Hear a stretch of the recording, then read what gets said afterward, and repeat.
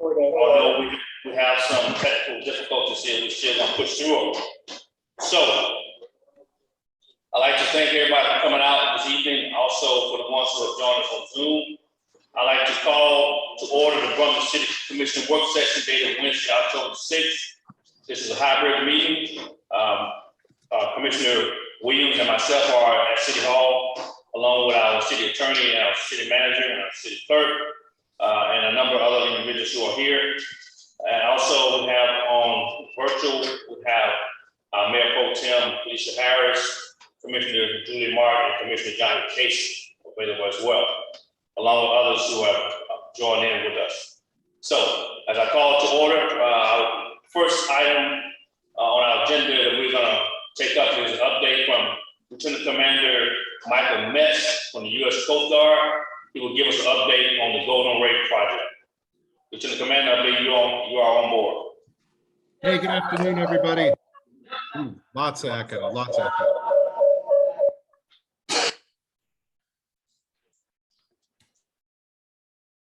All right, can you guys see me? I can see myself on the screen.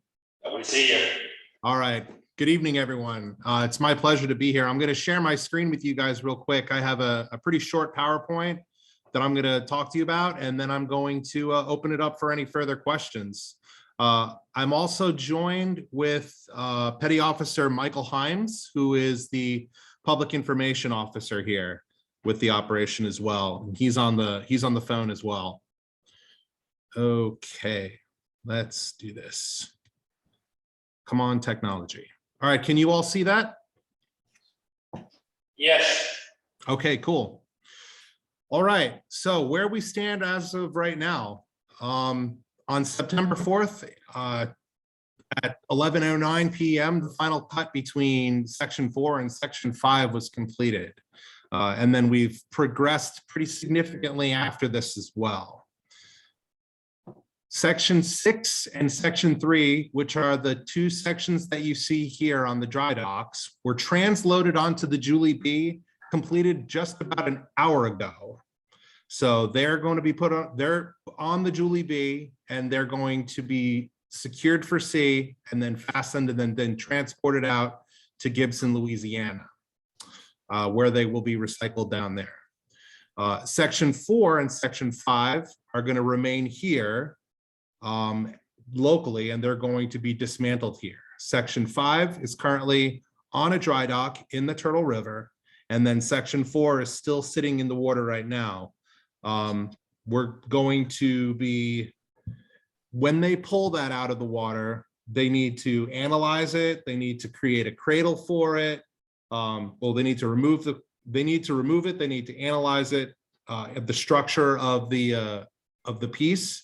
And then they also have to create a cradle the same way that they did for Section 5 to make sure that it doesn't collapse on itself when they put it on a dry dock. In accordance, just like with Section 5 and Section 5, there's a significant amount of weight shedding that they have to do.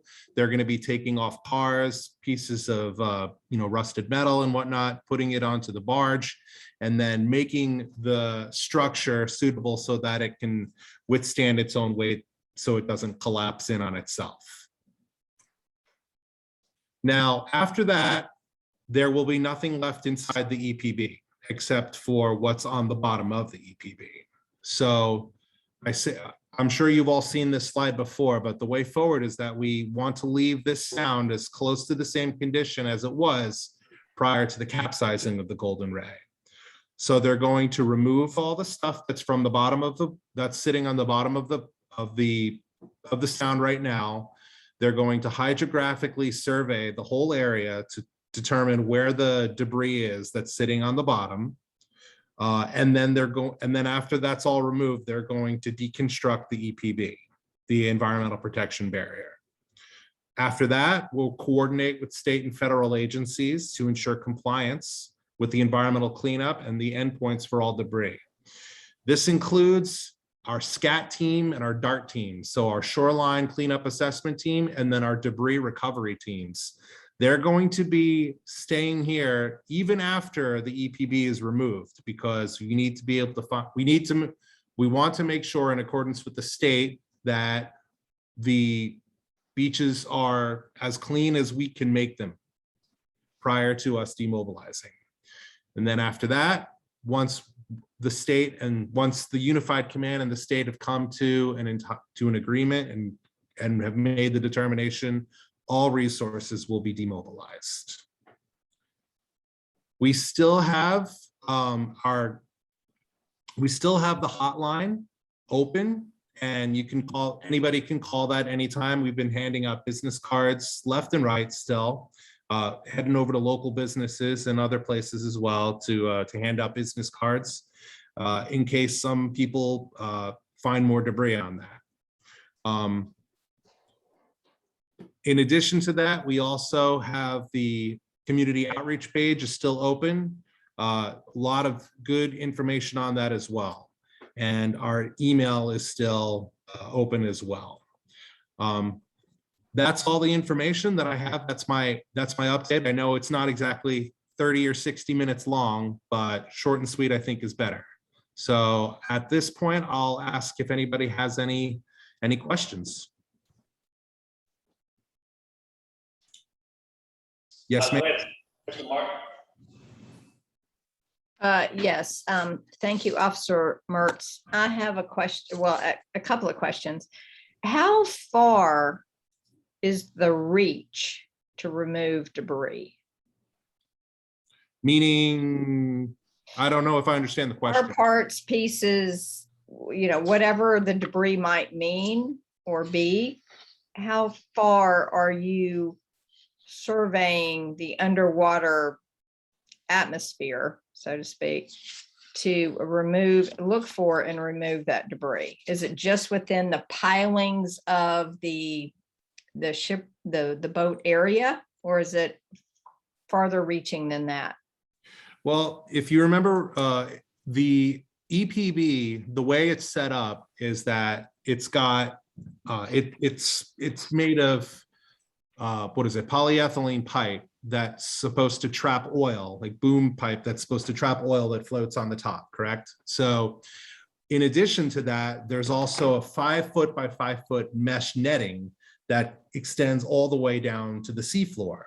Now that netting is designed there to, the whole purpose of that netting is to stop large debris from coming out of that area, while at the same time allowing sea life and animals to continue to pass through it. So it's a compromise. There is an amount of debris that is still coming out, and that's being picked up by our SCAT teams and our DART teams, who walk the beaches pretty much every day, or walk the beaches every single day. And I think to date, the amount of walking that they've done with the amount of areas that they've covered is probably I think it's, if I remember correctly, it's covered about probably 5,000 miles is how much they've walked so far. So, and that's just walking back and forth. So yeah, I mean, that's the extent to which we pick up. And, from the times that I've actually been out there with them, the stuff that they're picking up is minuscule. It's very, very small. But if they pick it up and it's, an oiled car part, they pick it up and they catalog it. And yeah, it continues. So if you're asking go ahead. No, I was just wondering how someone fishing off of this St. Simon's Pier catches a whole fender system. So we've got huge tides. There's a very dramatic pull with the tide. I'm not necessarily pointing fingers. I'm just trying to figure out, how do you compensate for all of that over the last almost 2 years? So I can answer that directly, Commissioner. Our hydrographic survey extends beyond the environmental protection barrier to roughly about where the shipping channel is, as well as south of the barrier, close to Jekyll Island. But it doesn't go much beyond that. What we've noticed is that most metal debris sinks straight down, and then the plastic debris, which ranges in size to as large as what that gentleman did recover from the St. Simon's Pier, to as small as what Mr. Metz was talking about the size of a fingernail. What we have noticed is that the plastic debris does float. We've not tracked any much sunken debris or any sunken debris beyond the netting. So, while the hydrographic survey does not extend all the way to the shoreline, we're fairly confident that the kinds of debris that is escaping the EPB is plastic in nature, and therefore it floats. So that's why Mr. Metz is talking about how we're going to maintain our shoreline teams long after the EPB is broken down, to track any lingering debris that may become loose and may float again when they're clearing out the protection barrier, if that makes sense. Yes, thank you. And how will you go about removing or dismantling, whatever the proper terminology is, of the pilings that skirt around the whole boat? Because I'm sure they're pretty deep. My husband and I have an opportunity every week. We go out on a Sunday or Saturday with our binoculars and check the activity, which is always amazing to see. But I know there's that huge circumference of pilings that have supported the netting and other types of apparatus. So I was curious how you're going to remove that and how long will that take? Each piling is removed in accordance with the Army Corps of Engineers permit. So what they're basically going to do is they're going to get a machine over it and they're going to kind of wiggle it out, and then it's going to come up from as much as they can. If they do have trouble with it coming up, they are authorized in accordance with the permit to go below the sea surface and cut the bottom of the piling out, and then remove from there. So my last question, and thank you very much, is how has this affected the short-term and long-term dredging of the channel for the port operation? I'm going to have to get back to you on that one unless Mike can answer it. I don't have an answer. We've not heard that, so we could at least assume that the dredging operation, port function and the channel itself has remained open to traffic since I believe it was restricted after about 72 hours, or basically days or hours after the incident. And the restricted navigational area has remained in effect for the duration of the response. As far as dredging operations go, we've not been contacted by the Army Corps of Engineers, as far as I know. We have seen some dredging operations further upriver, close to Colonel's Island, and those operations appear to have progressed unimpeded, or at least we were seeing the dredge platforms go back and forth. So, as far as accessing the channel, they have access to the channel, but that would be a good question for the Army Corps of Engineers, which conducts those operations. We can certainly get back to you on that one, ma'am. Okay. And is there any statute of limitation as far as, I promise this is my last question, any statutes of limitation as far as just, things that come up, rear an ugly head, unforeseen consequences that you might need to be called back into action? The Coast Guard is going to be here until the Coast Guard is going to be here until the state comes to until we all come to an agreement that this is going to be the end. So when that happens, you're going to see, the last people will go, as I said, will be the SCAT teams and the DART teams. We still have this area that we live in here is still under the jurisdiction of MSU Savannah. So once the whole operation goes away, Savannah is still going to be here managing all those waterways issues, all those facility issues, and all the other stuff that could pop up later on. But yes, like there's still going to be a presence here because this area is under the jurisdiction of a Coast Guard unit. And what is MSU, Savannah? Marine Safety Unit, Savannah. Thank you. You're welcome, ma'am. I'd add to that, Commissioner, that also your state resources, the Coastal Resources Division and the Environmental Protection Division, they have their offices here. So the whole concept is that when the endpoints are reached, the response returns to its local support agencies. And if anything needs to be escalated, the escalation process would start at that level as well. Okay, thank you very much. Can you hear me? Michael? Go ahead, Johnny.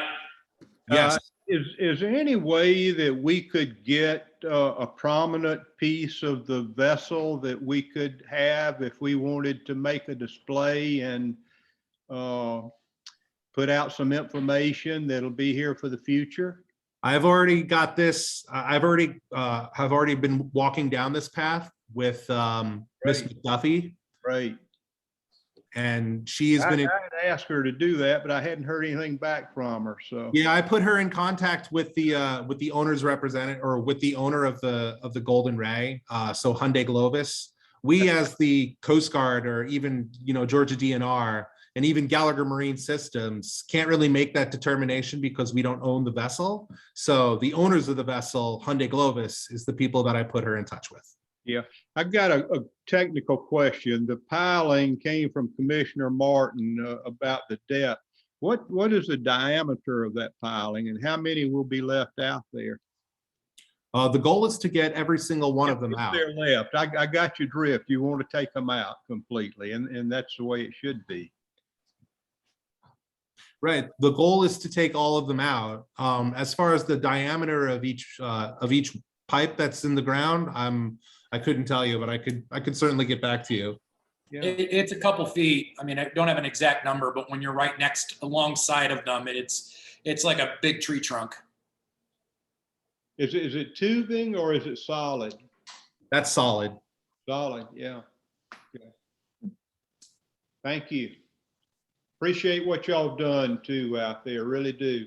There's not a single person that's here that doesn't want to be here to help. So I appreciate that. Thank you. Really have. The community is very appreciative. This is Mayor Pro Tem Harris. My question is dealing with the piece that's downtown at the port on our waterfront. Okay. What measures are being taken with regard to protecting that area from any potential contamination? You're talking about the piece, it's section 5, that's actually still in the Turtle River right now. Mm-hmm. So there's still boom that's around that. There should be still boom that's around that. It's in a locked facility. It's in a locked facility under a facility security plan. There's people there that are monitoring it, and yeah. I'd also add that the 615 Bay Street site, ma'am, it's also permitted in accordance with industry standard, what would be looked at as a facility standard. So in addition to what Mr. Met said about the waterfront facility, the pilings and the dry docks there, the actual flat top that is at 615 Bay Street has to, adhere to its permit as well, which includes industry standard safety features and monitoring, particularly for air quality. Okay, and so who is monitoring any potential contamination to the actual waterways for that area? I know you talked about the air quality. Well, we, as long as we're here, we have daily overflights. We document any discharges that we spot along that river. as well as we have a safety unit that does air monitoring, and they also make visual observations around the waterfront. When the response has demobilized, if there are still operations that are happening at 615 Bay Street, the individuals or the company, the contractor, which is Modern American Recycling Services, they're responsible for continuing a sufficient level of monitoring that's consistent with their permit. Okay, and so has there been any seepage that you all have accounted for? Not response related, ma'am. There are several sort of dock facilities, waterside facilities on that river, and anytime that we do note a discharge, a report is generated through the National Response Center, which then is sent to Marine Safety Unit Savannah, who comes down to investigate, because it is their area of responsibility. Of course, if it turns out to be response related, we would respond, but we've not tracked any so far. Okay, and so my question is now to our city attorney or city manager, who on the city side is also monitoring this?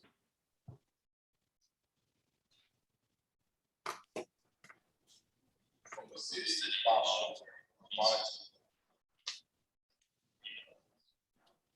We can't understand you. we don't know yet. We're working on that. We don't. Yes, she's asking, like, portion of overlay that over here, who's monitoring that, and make sure that there's no contamination That's, on city hall? we don't have any resource monitor offshore or there, and it's actually at the port. So that's state. I know she's talking about the water, but we don't have any resource to monitor that. That's kind of my question.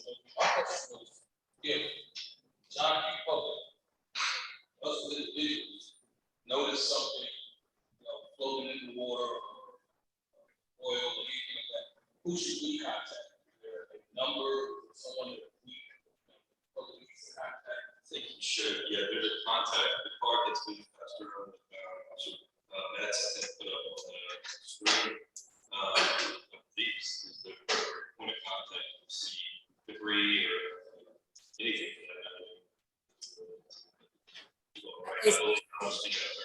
And certainly, if there's anything reported to the city, we will, pass it along to the Coast Guard. And I asked that question because we have multiple brownfield areas in this area already.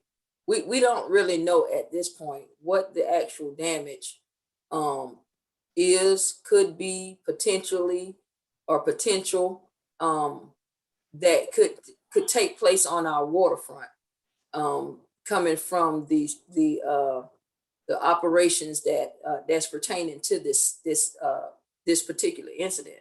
And so I asked that question proactively, so that 2 or 3 years from now, we won't come back and say, oh, we found something that came from that piece of that wreckage being there. So that's why I asked this question: how proactive are we in looking at this and staying on top of this and monitoring this? Because remember now, that's our waterfront. If I may add, the National Response Center hotline is available for anyone to call. So we encourage any member of the public, if you see what you think is oil, to log that using the National Response Center hotline.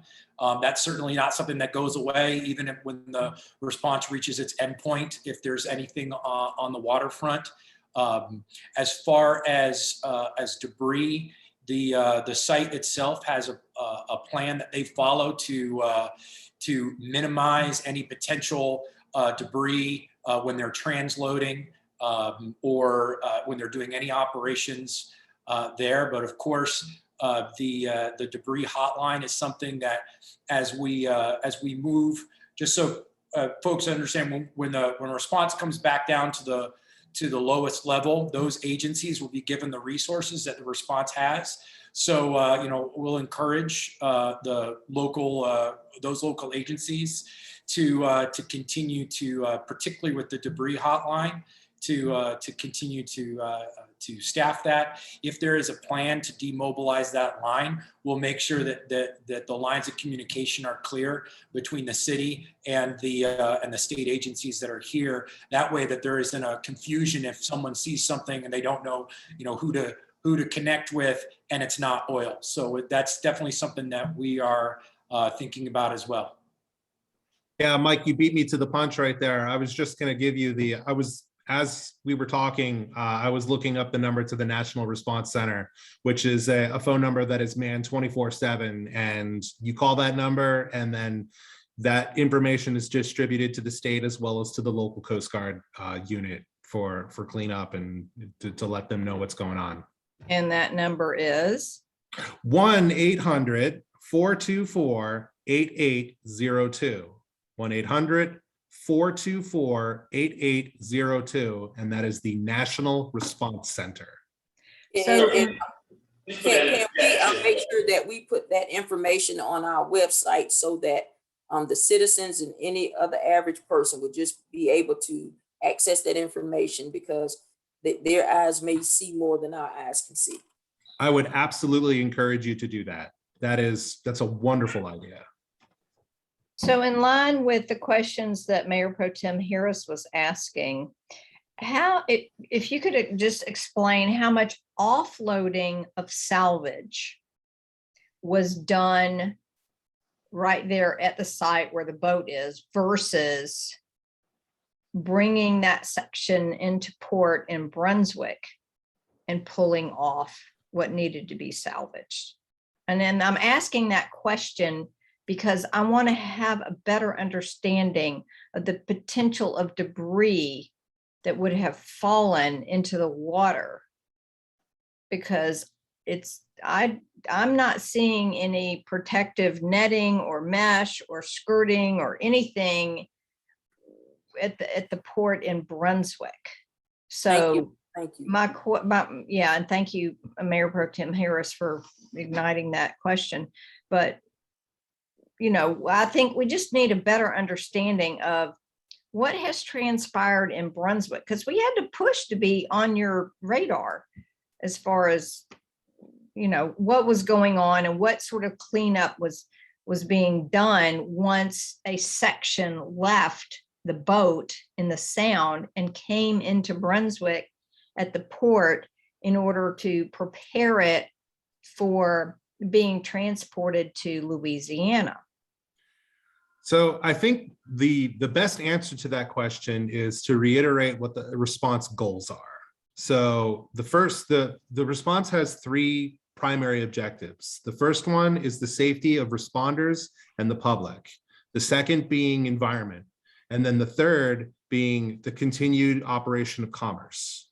Now, it's a delicate balance between those three.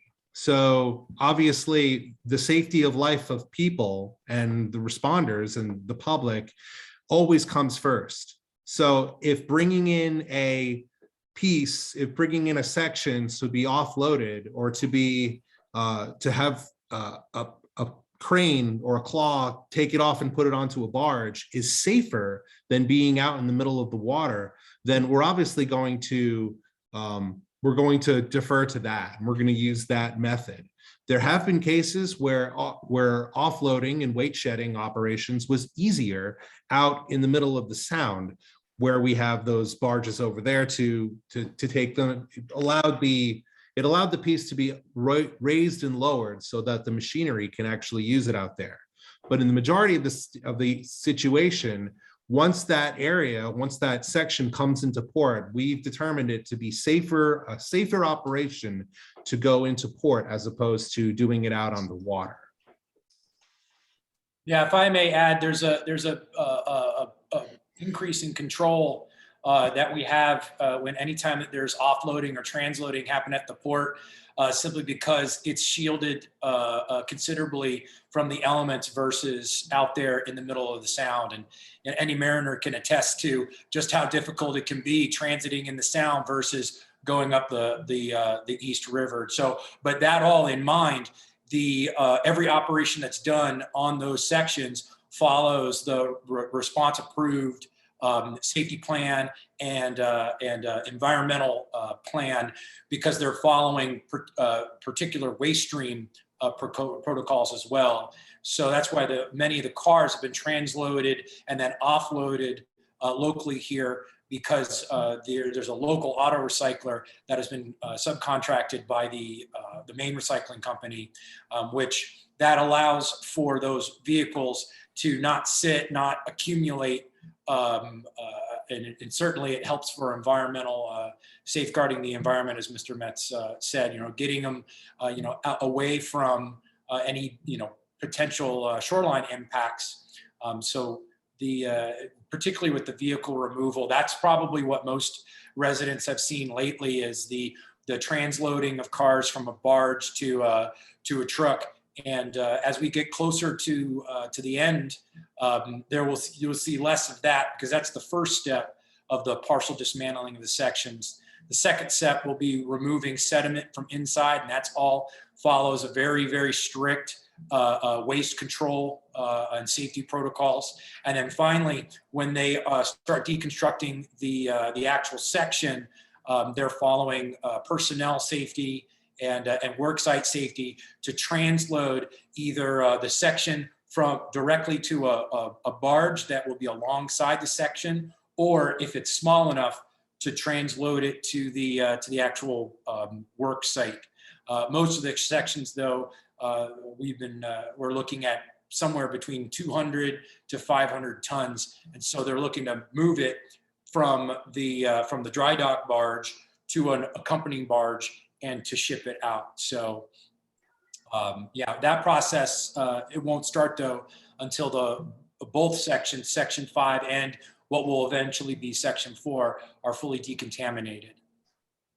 Okay, I want to thank you, Lieutenant Commander Michael Metz, and also Petty Officer Michael Hines, I believe it is, for coming and giving us a briefing as to update on the Golden Ray. I'm pretty sure there are more questions that need to be answered, questions that we will hope that we can send to you to upload so we can get an answer to it. I'm pretty sure 100 Miles and the Environmental Coalition, Glenn County Environmental Coalition, probably sending questions as well. But we realize this is an ongoing operation. It hasn't closed out yet, and you guys will be here to continue to give us updates as to where we go. So we appreciate it very much for you coming this evening. Thank you, and please stay tuned, because we will be getting back with you. Thank you. Thanks for having us. All right. Our next item on our agenda, moving right along, is a discussion and demonstration of the roadway paving condition assessment completed in March 2021. Mr. Gabriel Arison, who is our public works director and engineer, will be presenting as well. Yes, sir. As you know, we have over 100 miles of paved roadway in the city. And so, managing that and repair and upkeep of that can be a task. And recently hired Robert Civil Engineering to come in and do an assessment of that, which included a review and photography and assessment of every mile of roadway in the city. And then it's arranged in spreadsheet form so that we can manipulate that and better determine how to plan our funding and plan for that maintenance and upkeep. So got Mr. Jeff Boers here from Robert Civil Engineering tonight to talk a little bit about that assessment and how we can use that going forward. So thank you. Come on. Excuse me. Thank you, Garo. Thank you, Mr. Mayor. Yes, sir. Commissioners. I'm going to try and attempt something that's a little bit out of my comfort zone, the laptop at the podium here. But I'd really like to share again, thank you so much for allowing me some time to share this data with you. This is a great program. I think it's going to be a great tool that will be able to be used by the city for a long time to come.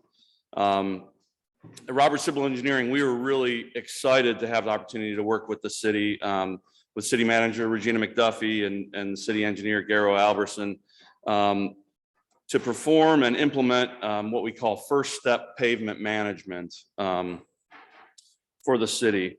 It's really a pavement management tool, and it's an assessment of all of your existing roadway infrastructure. We call it first step because your pavement, your network of paved roads is one of your largest assets. I mean, we all know, how much money gets spent on that annually, and what it costs to maintain, and the amount of staff and crew that constantly maintains that. So in order to assist with the management of pavement, I'll go ahead and share my screen. The first step is truly to know what you have.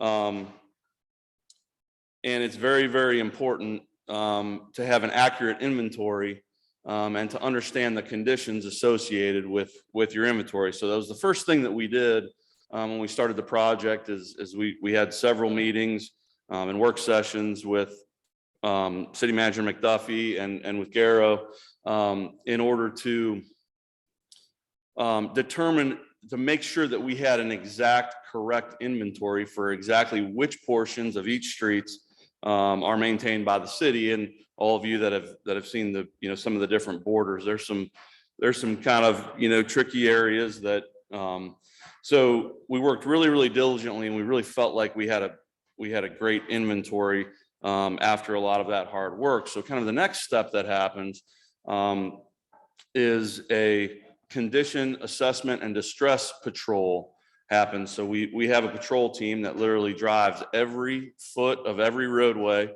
in the city and performs condition assessments.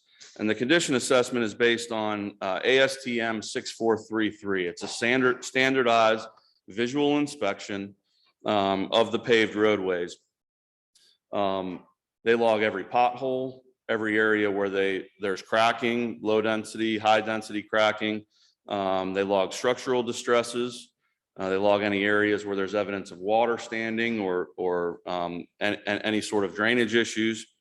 And then an overall condition rating for that particular section of roadway. And I'll elaborate on that a little bit more as we go. I'd like to say, if anyone has any questions while I'm presenting, feel free to jump in or stop me. Garo, absolutely jump in anytime. And but we will reserve a little bit of time, I think, at the end for questions.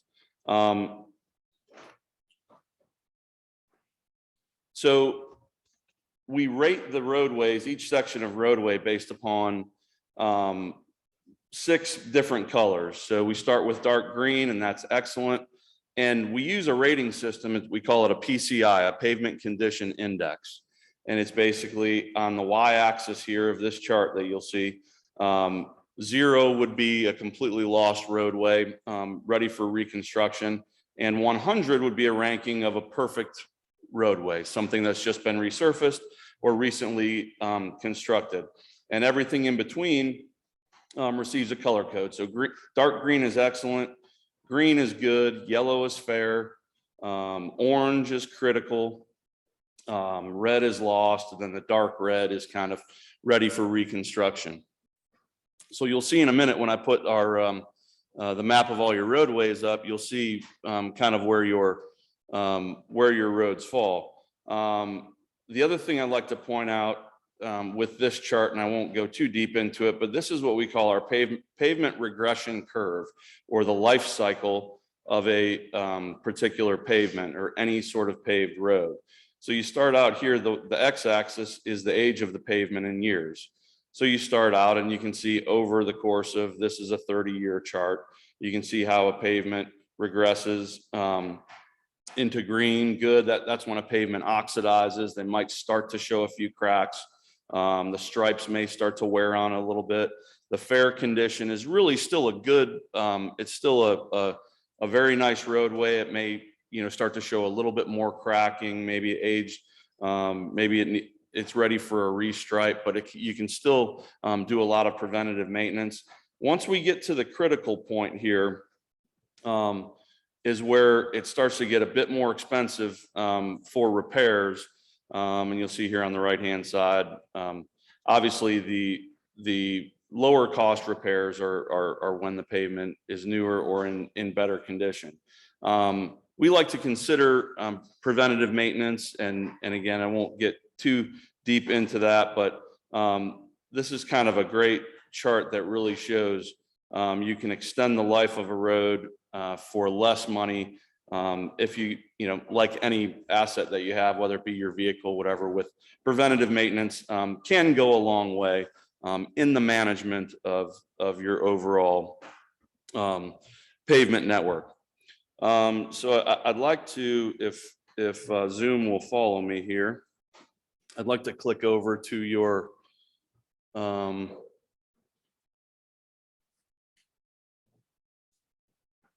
pavement conditions here. If I can, may have to stop share and then reshare this.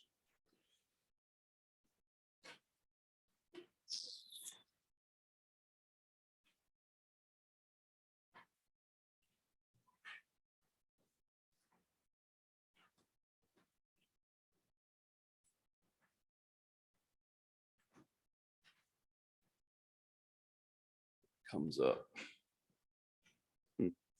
There we go. Okay, so here on the left-hand portion of my screen is the results of the pavement assessment. So overall, as far as our experience is concerned, your roadway networks are actually in pretty good condition. Overall, your network has a PCI of 75.2, I believe. So it's really overall in very good shape. You can look at and click on each roadway, but the spreadsheet portion that Garrow mentioned will really show another summary here. Wait for it to load there. So the pie chart here basically shows that not unlike many other communities, the majority of your roadways are in fair condition. They have some cracking, but structurally they're very sound. The best news about this assessment is you have very few lost roads, very few roads that require reconstruction. That is by far the most expensive endeavor. So that is really an outstanding thing. Less than 0.5% of your roadway segments are in lost condition. The critical condition is only 6.2% of your roadway. So again, that's really a very good number.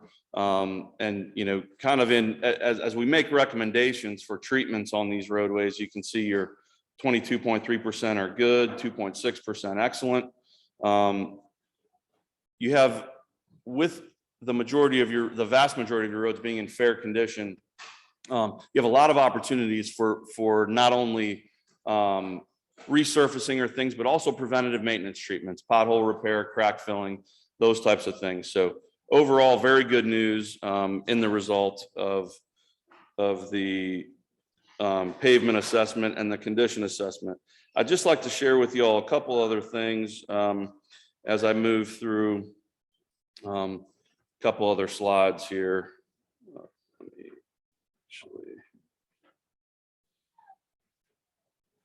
So I just like to talk about this data, because data is great. We live in this information world. We can look up anything, but the most important thing, to us with this data is there's other pavement assessment programs that have been marketed over the years that give you reams of data. You'll have boxes and boxes of books and binders, and everything you want to know. They'll take cores of your roads. They'll do that.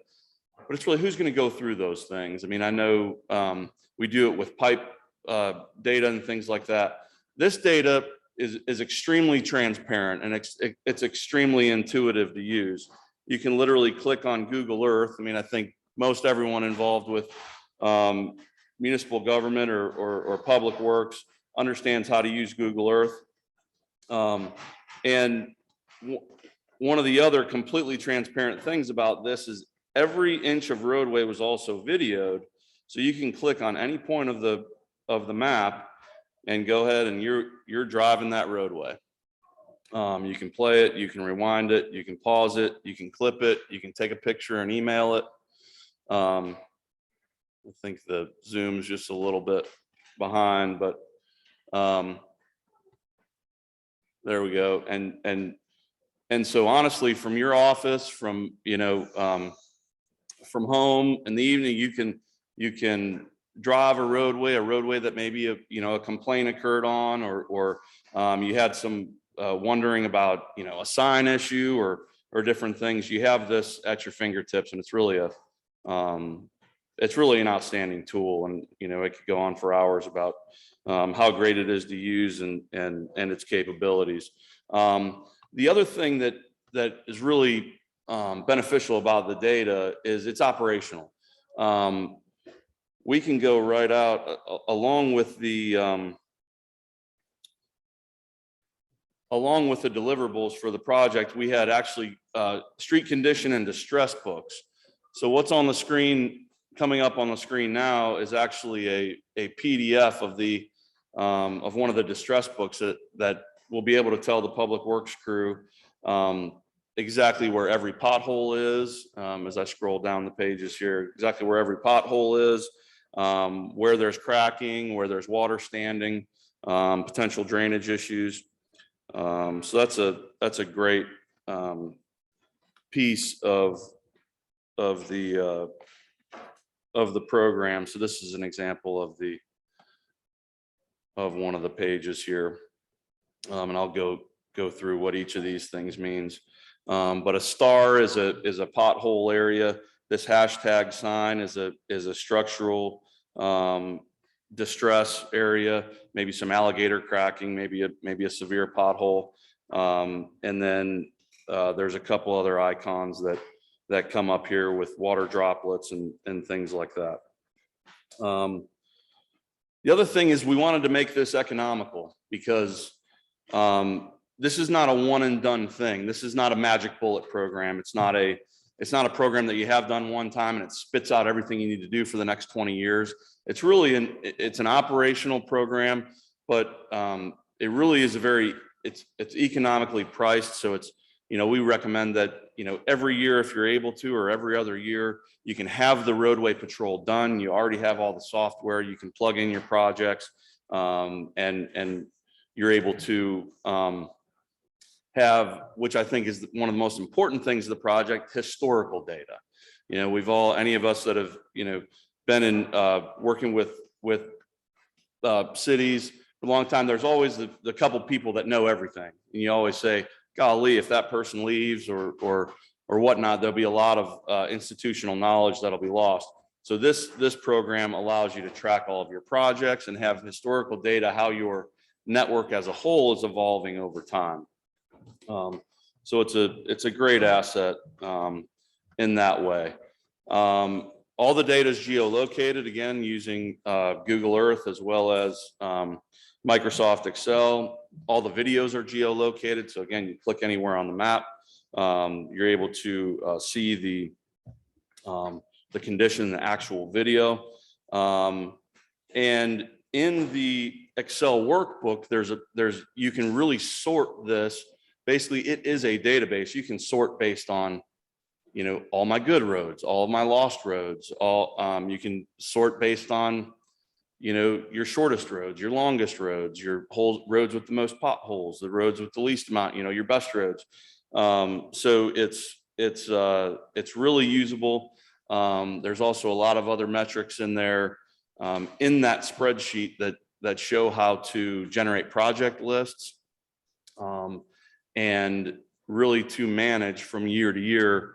There are formulas and workbooks in there that allow you to track your progress from year to year as well. So I think I don't want to take too much more time and leave some time for questions, but ultimately, we're trying to use our resources as best we can. We all have, a fixed number of resources. We want to stretch our dollar. I commend City Manager McDuffie and Garrow for engaging this program. I mean, it's truly the first step to being able to look at your network or look at your pavement inventory on a network level and be able to make data-driven solutions that allow you to stretch your dollar and stretch the taxpayer dollars farther. At Roberts Civil Engineering, we're really excited. We're really excited to be a part of it. We're here for support, and anything that y'all need at any time, please feel free to reach out to me, and I'd like to entertain questions if anyone has any. Thank you for that presentation, the update. I realize that our time that we here on the time constraints. Commissioner, do you have anything you want to pressing? You want to ask the question?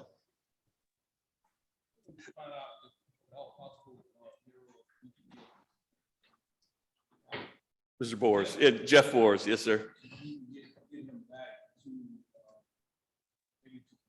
Finance committee, I want to make sure that, whatever we're doing, we're doing what we do economically, make sure, get our road paved. We could not hear that at all. I was saying that I would like to come back to meet with the finance committee on this particular project, so that we'll be able to kind of assess it a little bit more financially. Well, we haven't developed, we do plan to go forth with the proposal. And once we get to that point, we will come back. As far as financial, we have to make a lot of decisions before we determine, what we'll do. We know how much money we have to spend and then prioritizing. But this program basically will help us with that prioritization. Yeah. Well, I really like the program because we have to do assessments of what we have, first of all, before we go out and start just doing things here, there, and everywhere.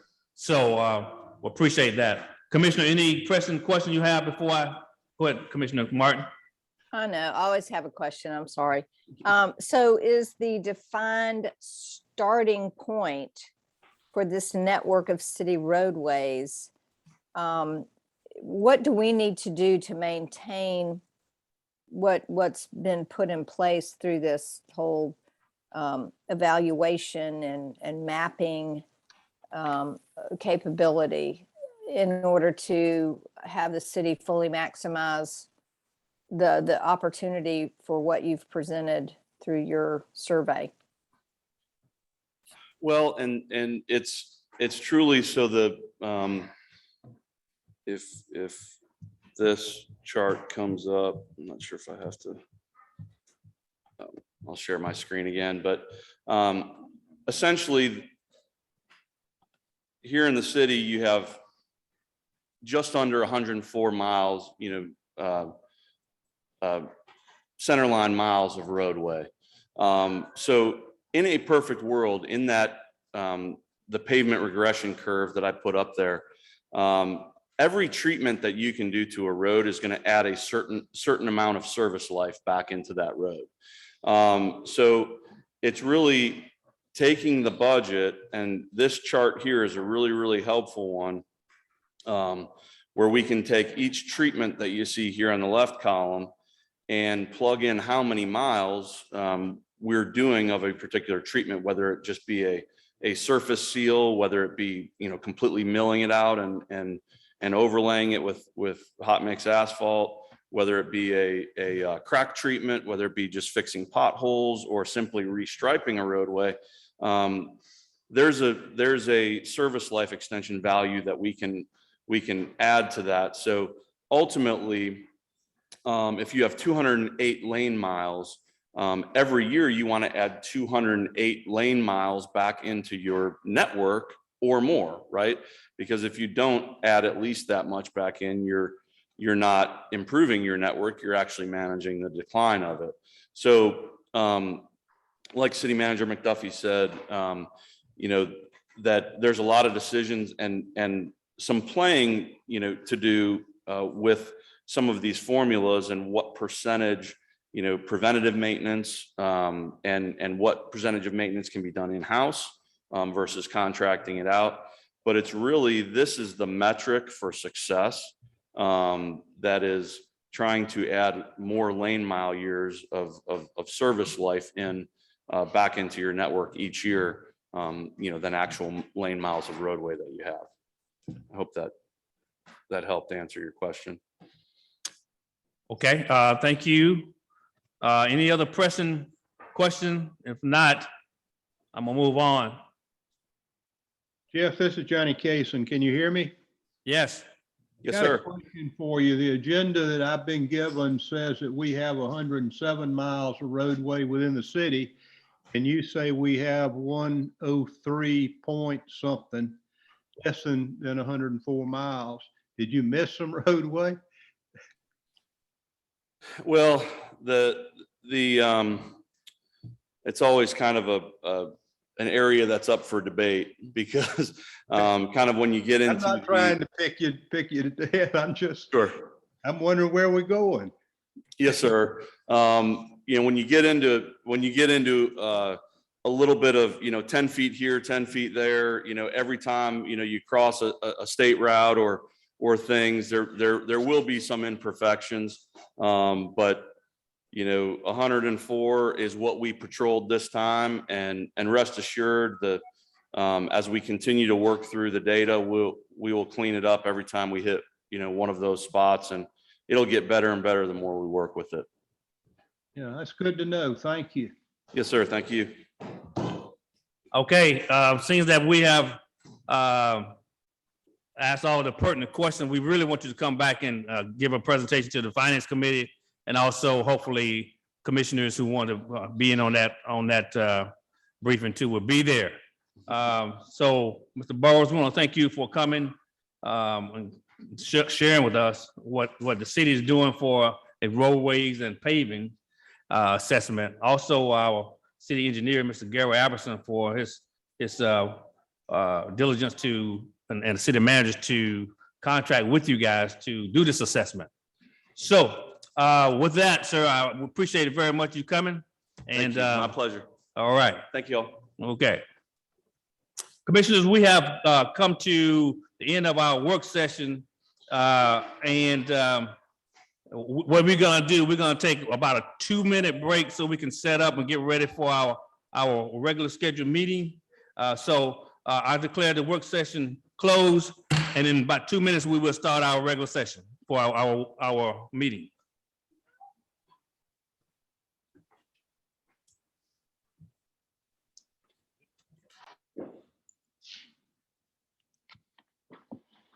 Okay, all right, we're gonna get started. I'd like to call to the order of the City Commission meeting dated October 6th.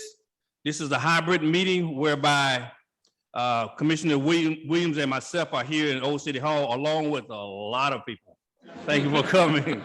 And Commissioner Julie Martin, Commissioner Johnny Cason, and our Mayor Pro Tem Felicia Harris is with us via Zoom. So as we open up this meeting, we will open it up with a prayer from Commissioner Williams, followed by a pledge of allegiance, and I will lead in the pledge of allegiance. So without further ado, would you please rise for our invocation? Let us pray. Eternal God, our Father, we come now in the name of your Son, Jesus. We pause and we say thank you for this day. We thank you for this beautiful city in which we live. And Father, we ask now that as we come to do the business of this city, that you would give us wisdom, you'd give us knowledge and understanding, God, that we will be able to do the business of this city. Father, we just say thank you for all things. We thank you that we're moving through the COVID situation. And God, we ask that you continue to place your hands upon us in that situation. God, we love you. We give you great praise. We ask these blessings in Jesus' name. Amen. Amen.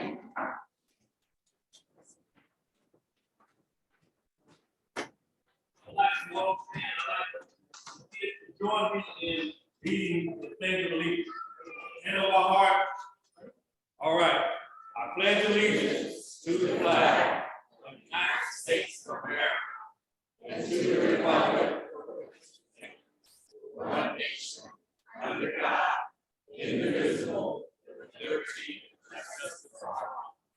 Thank you.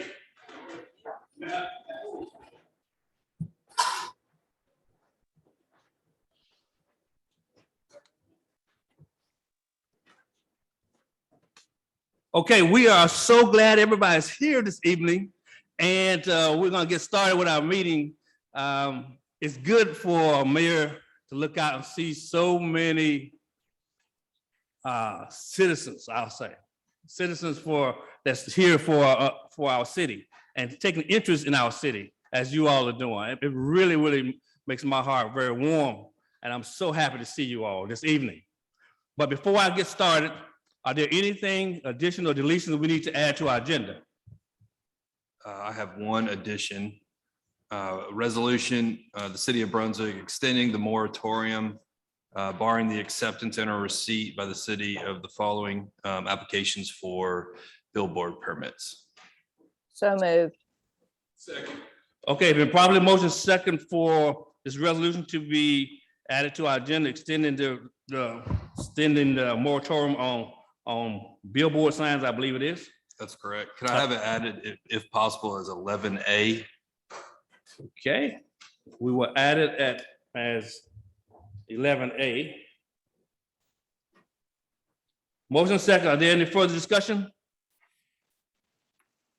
Hearing none, all in favor, please say aye. Aye. Any opposes? Hearing none from the opposing side, I believe the ayes have it. That motion carries. Okay, as we move along on our agenda, our first item on our agenda is presentation. And it says the presentation to Georgia Cities Week contestant winners. We got a lot of winners up in here. So, and this is going to be our city manager, Ms. Regina McDuffie, is going to present for a minute.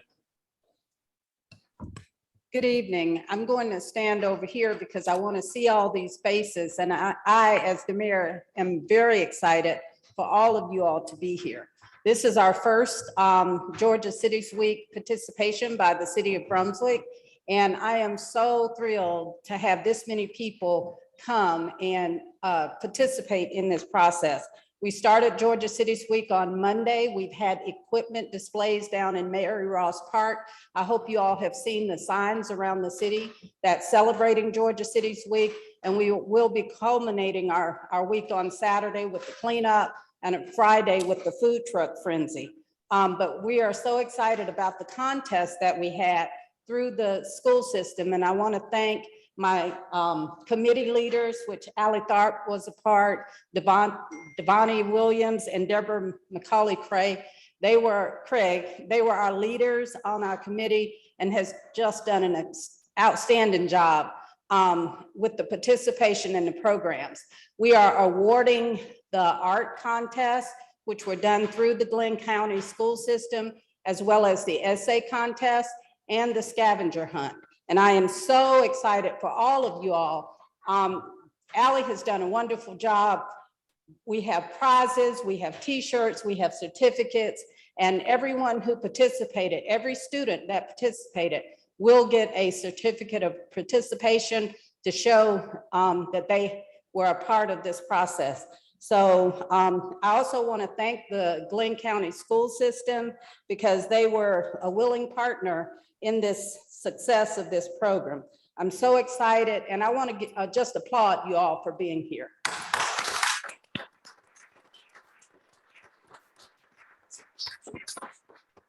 Okay, and without further ado, I will ask the mayor to come and help give the certificates. We're going to give certificates for each category, and I want you all to come up. We'll take a picture for the categories, and then we'll give you all your certificates.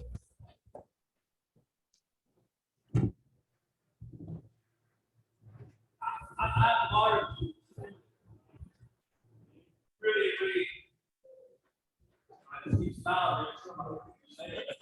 people who participate. Now, this is the art contest broken down into two categories, technical and abstract, and separated by our middle students and our older students. So, I'm going to read off the students who have won in the second and third grade. I'm going to start out with the third place winner and go down to the first place. always say everybody will, yes, you know that.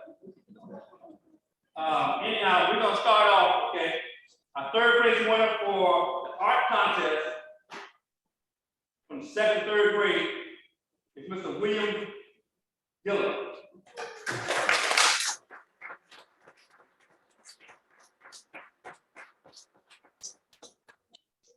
We'll just stand here and just over there. Stand right there.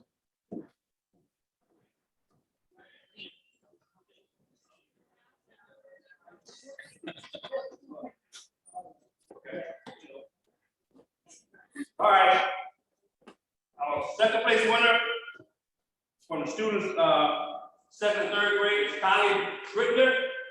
Connie, are you here?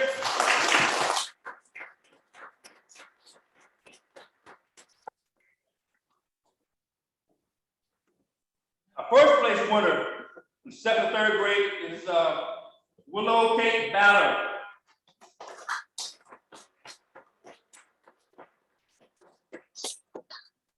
And that was our abstract category.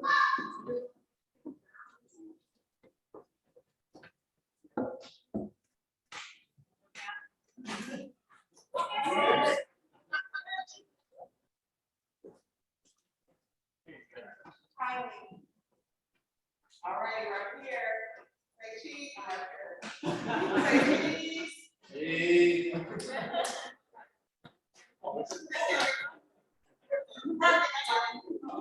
Well, next time we'll say, hey, mom, sit back. T-shirts and those, and you can get them over here, I guess. Yeah, you can just walk this way. Yeah, you can do it. Give a round of applause again, baby.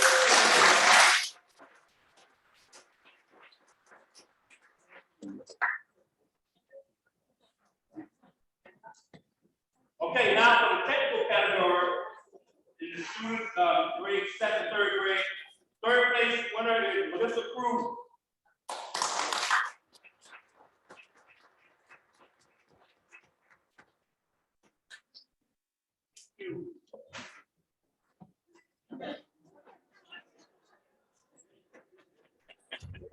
Okay, second place winner is Amelia Guest.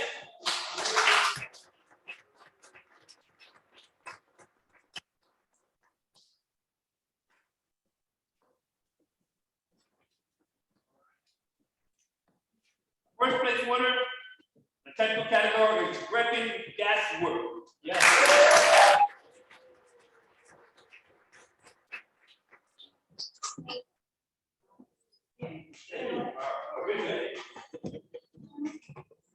All right, this way.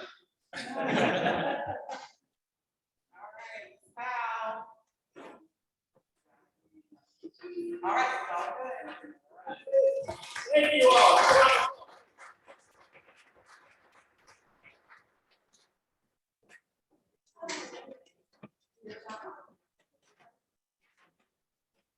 And thank you all, parents. Thank you so much. And now we have for the art contest, students in grade 4th and 5th grade.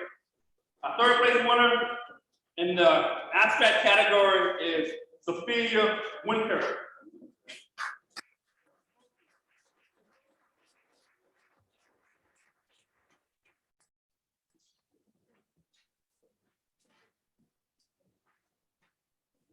All right, the second place winner is Molly Morrison.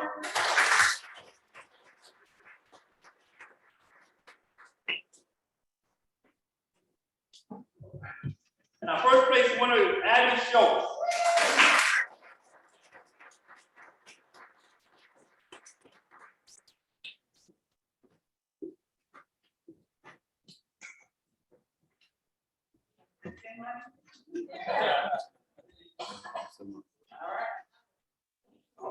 Thank you.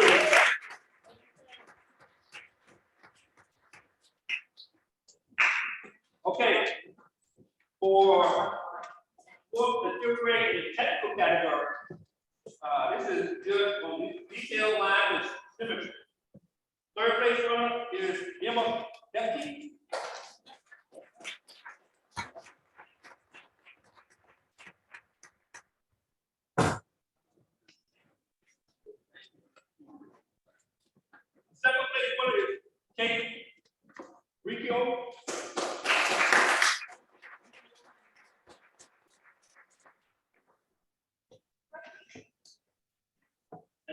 place winner is Rebecca Barrow.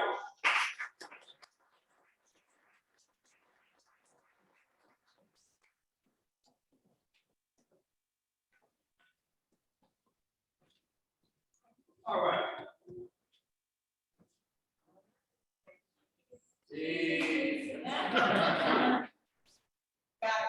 All right.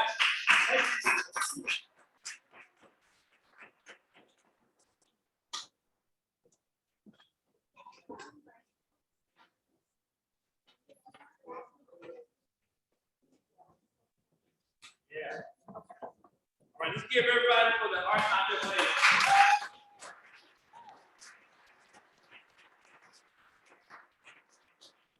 Let's have an essay contest winner. Top 3 winners. And the topic was, if I was the mayor. Wow. All right, our third place winner is Madison Butler. All right.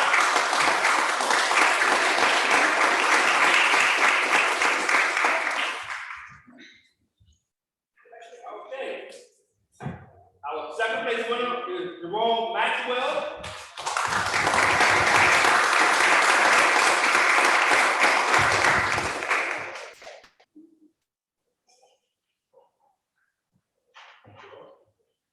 Now, first place winner is Camille Gray.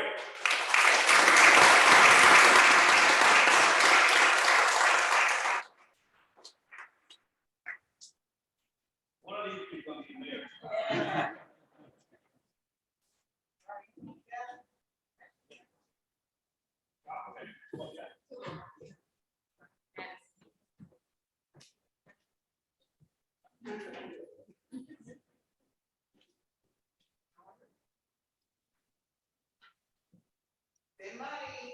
Hey.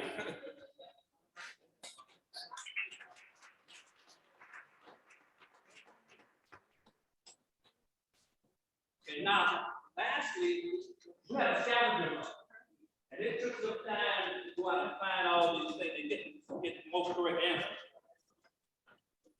This was hard. Our third place winner is Caroline Tippett.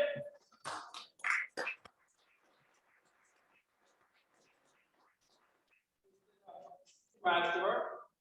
Second place is Susan Kohler.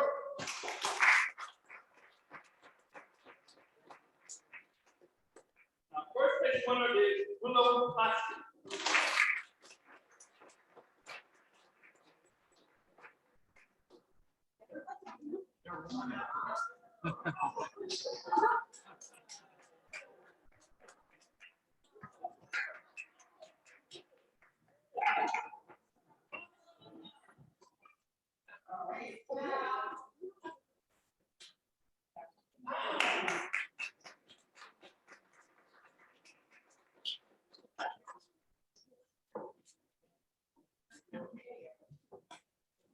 Thank you so much.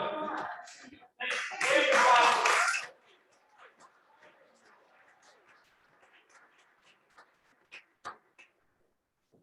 I often say that it's pretty something we participate in local government.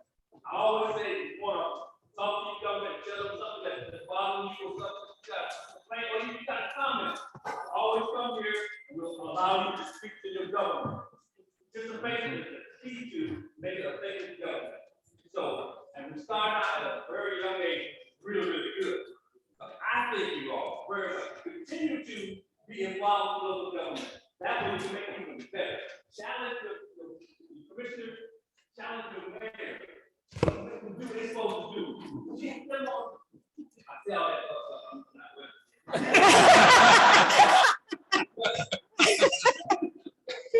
Really. Get involved. Stay involved. Government will be there for you. All the ones who do that, people involved. Continue to stay involved. Thank you so very much for coming. If you'd like to leave, that go, that's fine. So we will continue on without me. So I thank you, Commissioner, thank you from the bottom of our heart. Thank you all. Here to see what goes on with government. Thank you for your participation.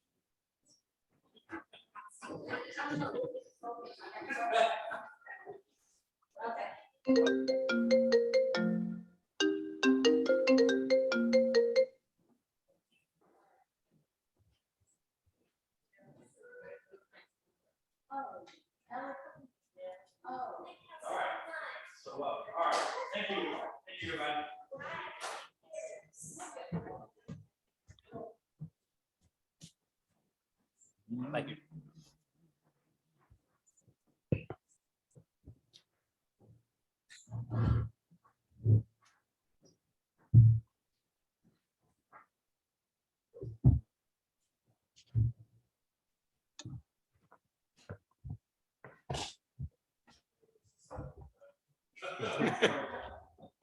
Okay, is everybody still with us? All right, want to thank everybody for came here tonight and participated as well and received these awards. Participation in government is the greatest thing there is. It really is. So we're gonna move right along with our agenda and keep going. Item number 4, public hearing, land use. Consider approval of rezoning and conditional use petition number 2021-03 from Charles Lewis, representing Lewis North Properties LLC, petitioning to rezone 2110 and 2020 Atlanta Avenue to general residential from residential, 600 square feet, R6, and conditional use for a 2-family dwelling. Mr. John Hunter is presented. Thank you, Mayor. I guess everybody saw I was on the agenda, so they decided not to stay with us tonight. Give me a second to share my screen here. No problem.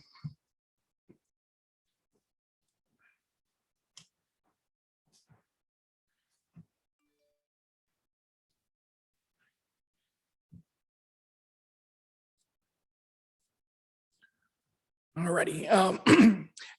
As you introduced, Mayor, this is a 2-part petition. The first part is rezoning. The second part is a conditional use.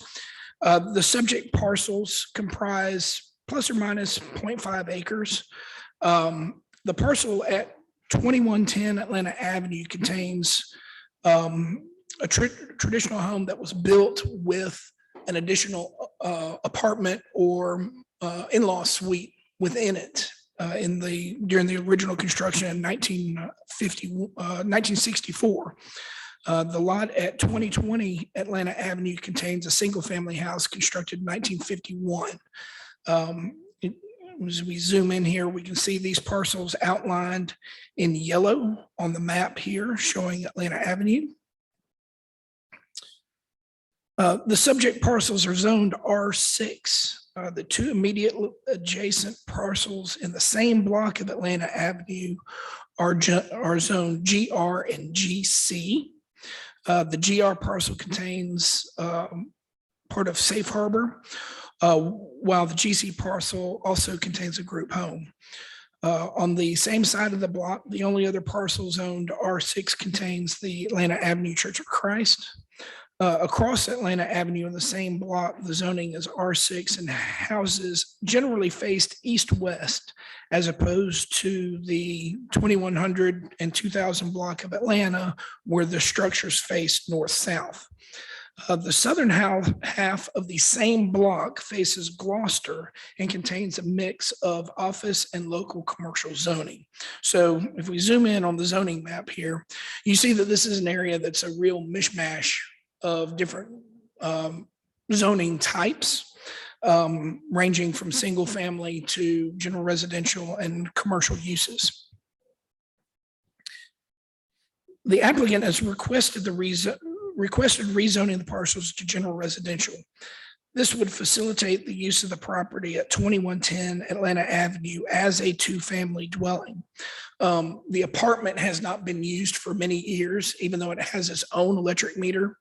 And they wanted to be compliant with our city ordinances and be able to get back into legally having a two-family residence. Whereas R6 zoning restricts housing uses to only single-family residential.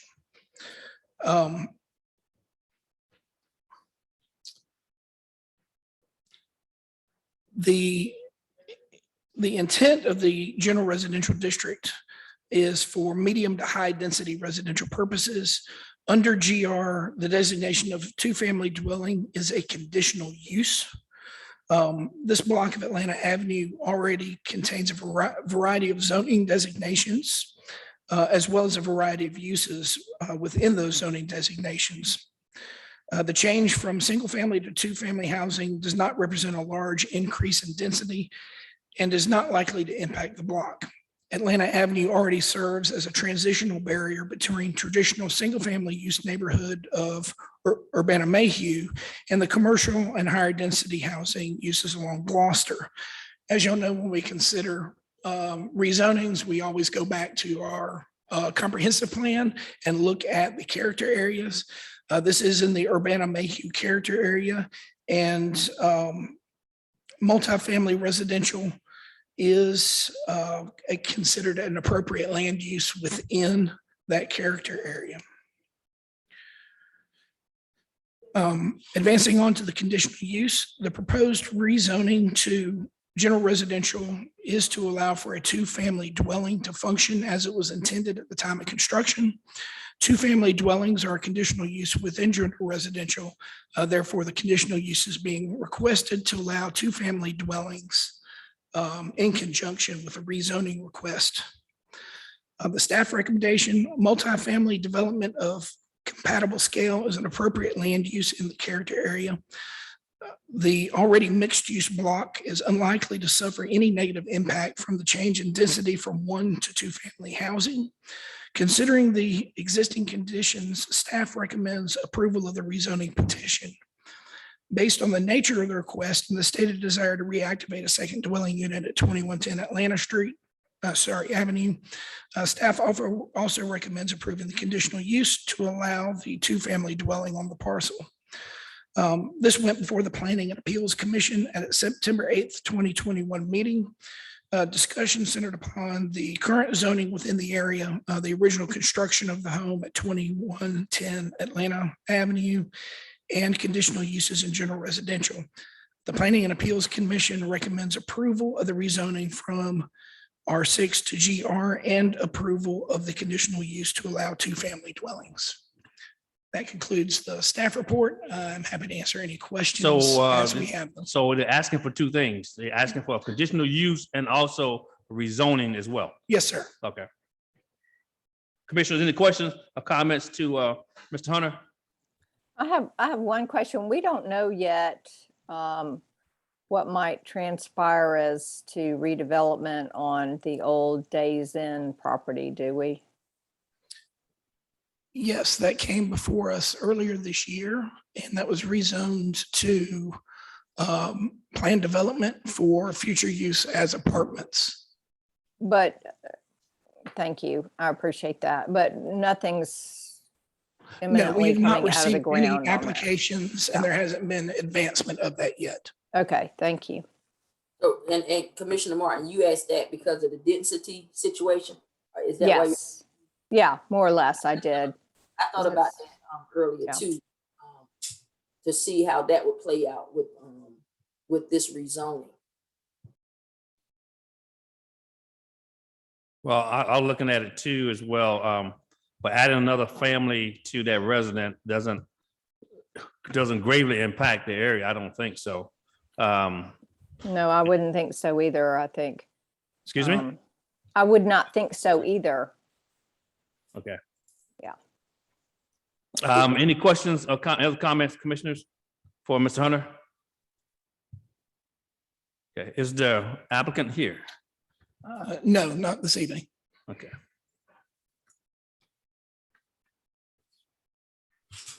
I think Anything else? I think I saw on the other one that there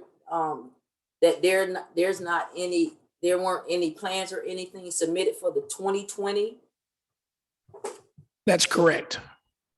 This would really address the existing conditions. There's not a plan to add any additional housing on either of the parcels. Okay. Well, I do know we've been trying to clean up some of our zoning, spot zoning that we have here in the city. So this may help alleviate that as well. And this is just for your information, this is an area that in our ongoing ordinance revision project, as we look at a potential new map, the area along Gloucester where we've got multiple different types of uses, we're looking at that to be more of a unified mixed zone type zoning. So it would all the uses within it would all fall within a single zoning category instead of having this mishmash of general commercial, local commercial, residential, if that makes sense. So a new classification is being created? That's one of the things we're looking at, but yes, we're working on a draft of a new classification that would take in our multi-use areas like this. So do you feel, Mr. Hunter, that Atlanta Avenue might be a dividing line for that based on current zoning? I don't know that it would. I actually think the alley in the middle of that block may be a better dividing line. The middle of what? Yep. So block? if you look at the map here, as I zoom in, there is an alley that splits mid-block, coming off of Goodyear and coming parallel to Atlanta behind these properties. Okay, I understand. Thank you. So they're actually gonna do a two-family dwelling, is that what they're? It is essentially already a two-family dwelling. It was built originally with a primary residence and an apartment that has its own separate entrance, but that was not used. Apparently, according to the property owners, it was built for his grandmother so that she could move in with his parents, and she hated the idea and they never used it. So they'd like it to be a legal apartment for use now. Okay, so yeah, because I'm looking at the request, it says to allow for one or two family dwelling. Right, so that's within the classification, you can always step back down to a single family dwelling. That was my concern. I just want to make sure, you know. Yep, if we're I gonna be understand. two, let's make it two. If it's not gonna be two, then we Yep. need to know exactly what's, okay. Yeah, I think all in all, that's a very low level impact to that area. Okay. Any further questions or comments, commissioners? If not, what's your will and pleasure, please? We need to, Oh, excuse me, it's a Hold the public hearing. public hearing, sir. I apologize, you're right. This is a public hearing on this matter to consider approval of this rezoning conditional use petition number 2021-03. So what I would do is I will open it up to anyone here or in the chat room who would like to speak for or against the granting of this petition. And when you come forward, please state your name and your address, and then you have 2 to 3 minutes to state your statement, make your statement. So anyone here and that's in the courtroom?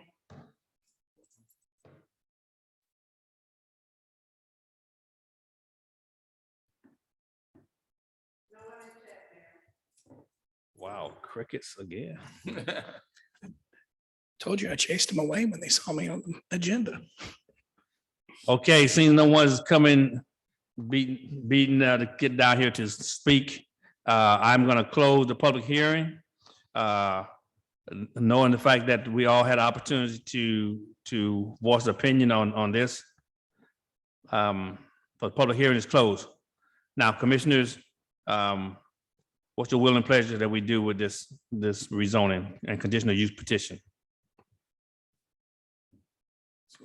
I entertain a motion, please. Prior to that, there are, sorry, Mayor, for Yes. interrupting. There are comments in the chat. Oh, okay. I didn't know if Didn't see it's mainly William Kitts confirming that the MPA, let me make sure I get this right, Urbana Perry Park MPA approved it and has taken it into consideration, and they have no problem with it. Okay, thank you. I'll make a motion that we approve the rezoning and conditional use permit number 2021-03 from Charles Lewis representing Lewis-North Properties LLC petitioning to rezone 2110 and 2020 Atlanta Avenue to general residential from residential. Second. And the conditional use for a 2-family dwelling. Second.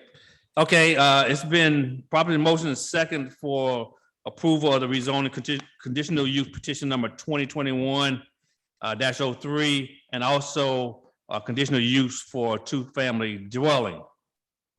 Are there any further questions or comments?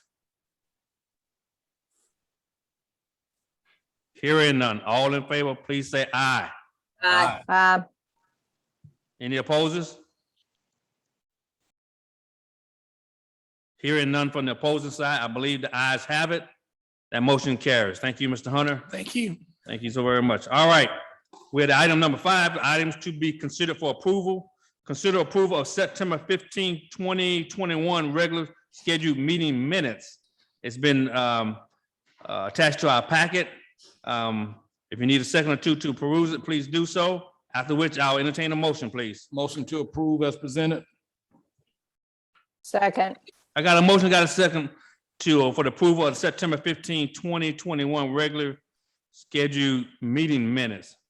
Are there any further questions or comments?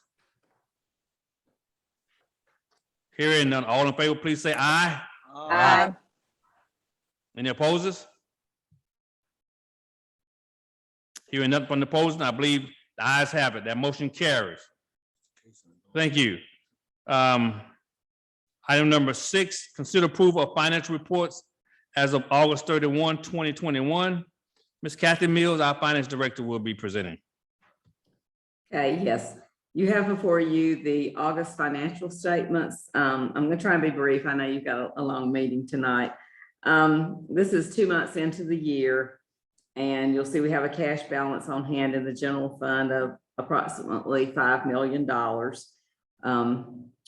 For the month, we were under revenue, under expenditures of $72,000. Year to date is $643,000. But once again, let me assure you that that will turn around, particularly in September when we will post the property tax revenues. You'll notice the good news is on our loss distribution for the month of August as compared to August of last year, we are up 28.9%. which is a total of $175,000. Year to date, we are up 26.92%, which is a total of $331,000. So our lost revenue, we're doing very well in. Title ad valorem tax for the month of August over last year at the same time, we're up $12,300, which is 43.6%. And for the 2 months year to date, we are up 41.26% on title ad valorem tax. On the second page, you'll have the SPOS 6 schedule as of August 31st. Down on the left-hand side of the page in the middle, you'll see we still have cash on hand of $5 million roughly. You can see in the columns at the top how much we have expended. That first column, once again, is what's been expended totally for a particular project. And you'll see in that next column, reimbursements received because we have some joint projects with JWSC and also with Glenn County. And then we had some money come in from DNR and other places. So the middle column shows exactly how much of the SPOS 6 money the city has extended as of August 31st. You'll see down at the bottom where we have an amount for unallocated funds that is made up of SPOS collections that were over what was originally budgeted, and also over most of that is interest income that's been earned on those SPOS funds since the inception back in April of 2017. So we have a total in the unallocated funds of $439,000. The next page, we'll see SPOS 5. I'm still reporting. We have $1,356,000 that will be used. I'm not quite sure yet exactly how we're going to use that, but will be allocated at some point. Norwich Street Commons, there has been no activity year to date. We do have a cash balance in that fund of $335,000. The Roosevelt Harris Center, Multipurpose Center, you'll see our revenues, grants came in $44,000, $15,000 from the general fund, program income $2,000, and then we showed contributions of approximately $7,500. I did want to report that money was made up of $5,015 that we got from the Golden Isle Senior Citizen Foundation. They gave us money for 328 congregate meals. I talked to Darlene Wimes, and that money basically came from a grant that Darlene had written for the Golden Isle Senior Citizen Foundation from Hello Goodbye. We also received $1,940 in private donations for a DFAT fryer, which they purchased for the center. The next page, you see the sanitation fund, total revenue year to date, $243,000. Total expense, $275,000. You'll see we have cash on hand of approximately $291,000. And also we still have cash restricted for the T Street landfill of $194,000. Once again, we've not yet billed for the property tax sanitation, so we will see those numbers turn around in the next month. Sanitation bills, the amount we pay Republic runs about $127,000 a month. We'll see our money for illegal refuse cleanup, $4,400 for the month of August. I think the street sweeping bill came in late, so it was not paid at the end of August, so we'll pitch up in September. Sometimes it takes a while for that bill to get in. Stormwater utility, you'll see year to date, we have taken in $8,000, operating expenditures of $88,000, leaving us a net of a negative $79,564. But once again, all we are collecting right now on stormwater fees are delinquent fees, so not much money coming in. But you can see we're in good shape. We do have a cash balance as of August 31st of $366,000. There was no money spent in August or year to date on animal control, traffic control, or recreation department expenses for the facilities that are managed by the county. Last page is the Roosevelt Lawrence Center, and you will see basically the majority of expenditures are for salaries and expenses related to payroll. $8,363 out of the $10,779 we spent for the month is related to payroll. Year to date, we spent $24,000 roughly.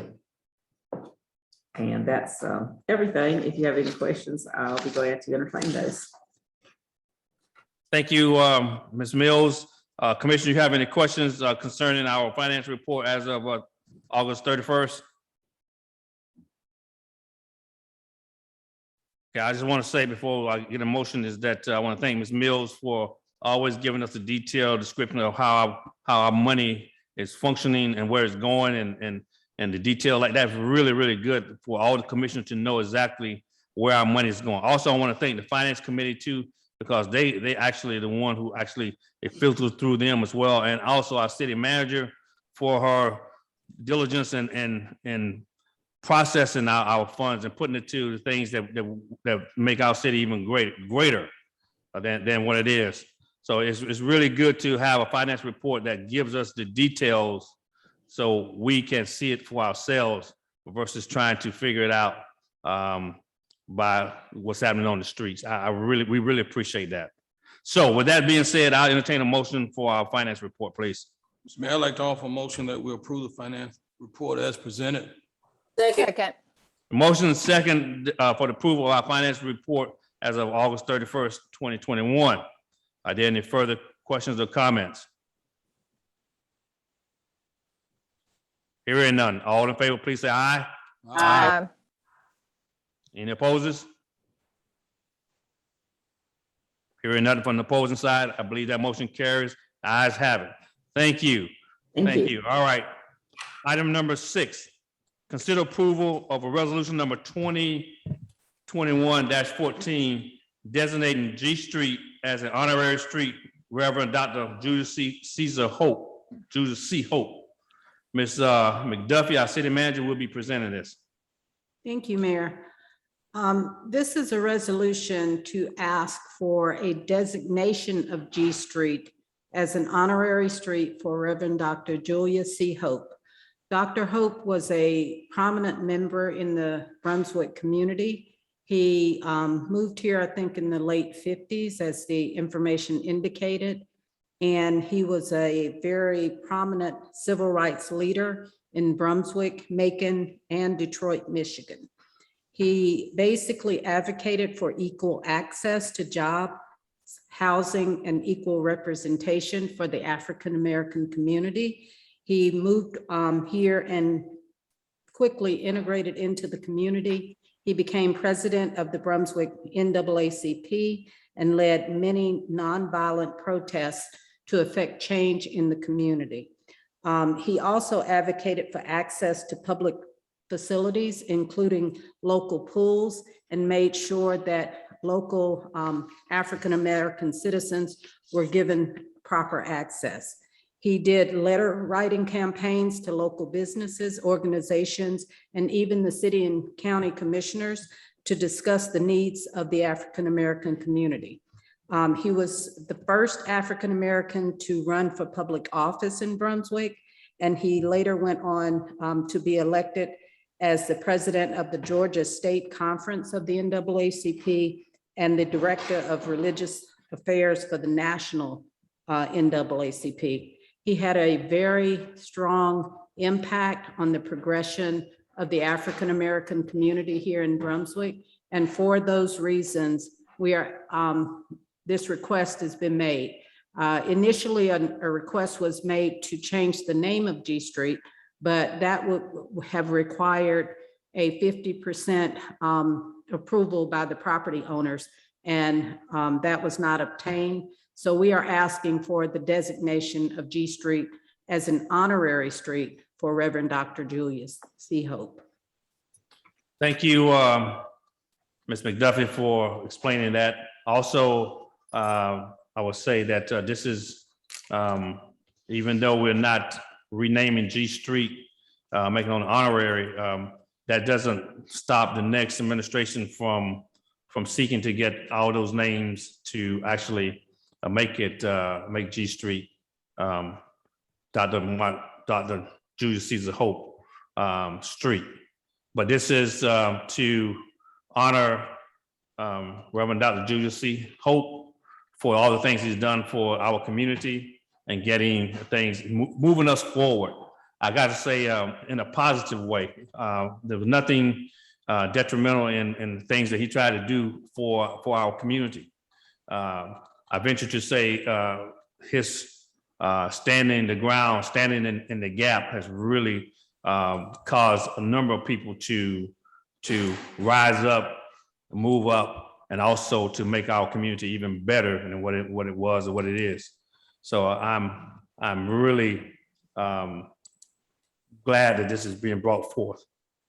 So with that, with my saying that, anyone else have anything to say? Well, Mr. Mayor, I would just like to say that I count this a privilege to, and I wish that we could have done it the other way, and I understand the ramifications of that and all those things, but I think that Reverend Hope and his family, I think that this is an honor, something that should have been done a long time ago.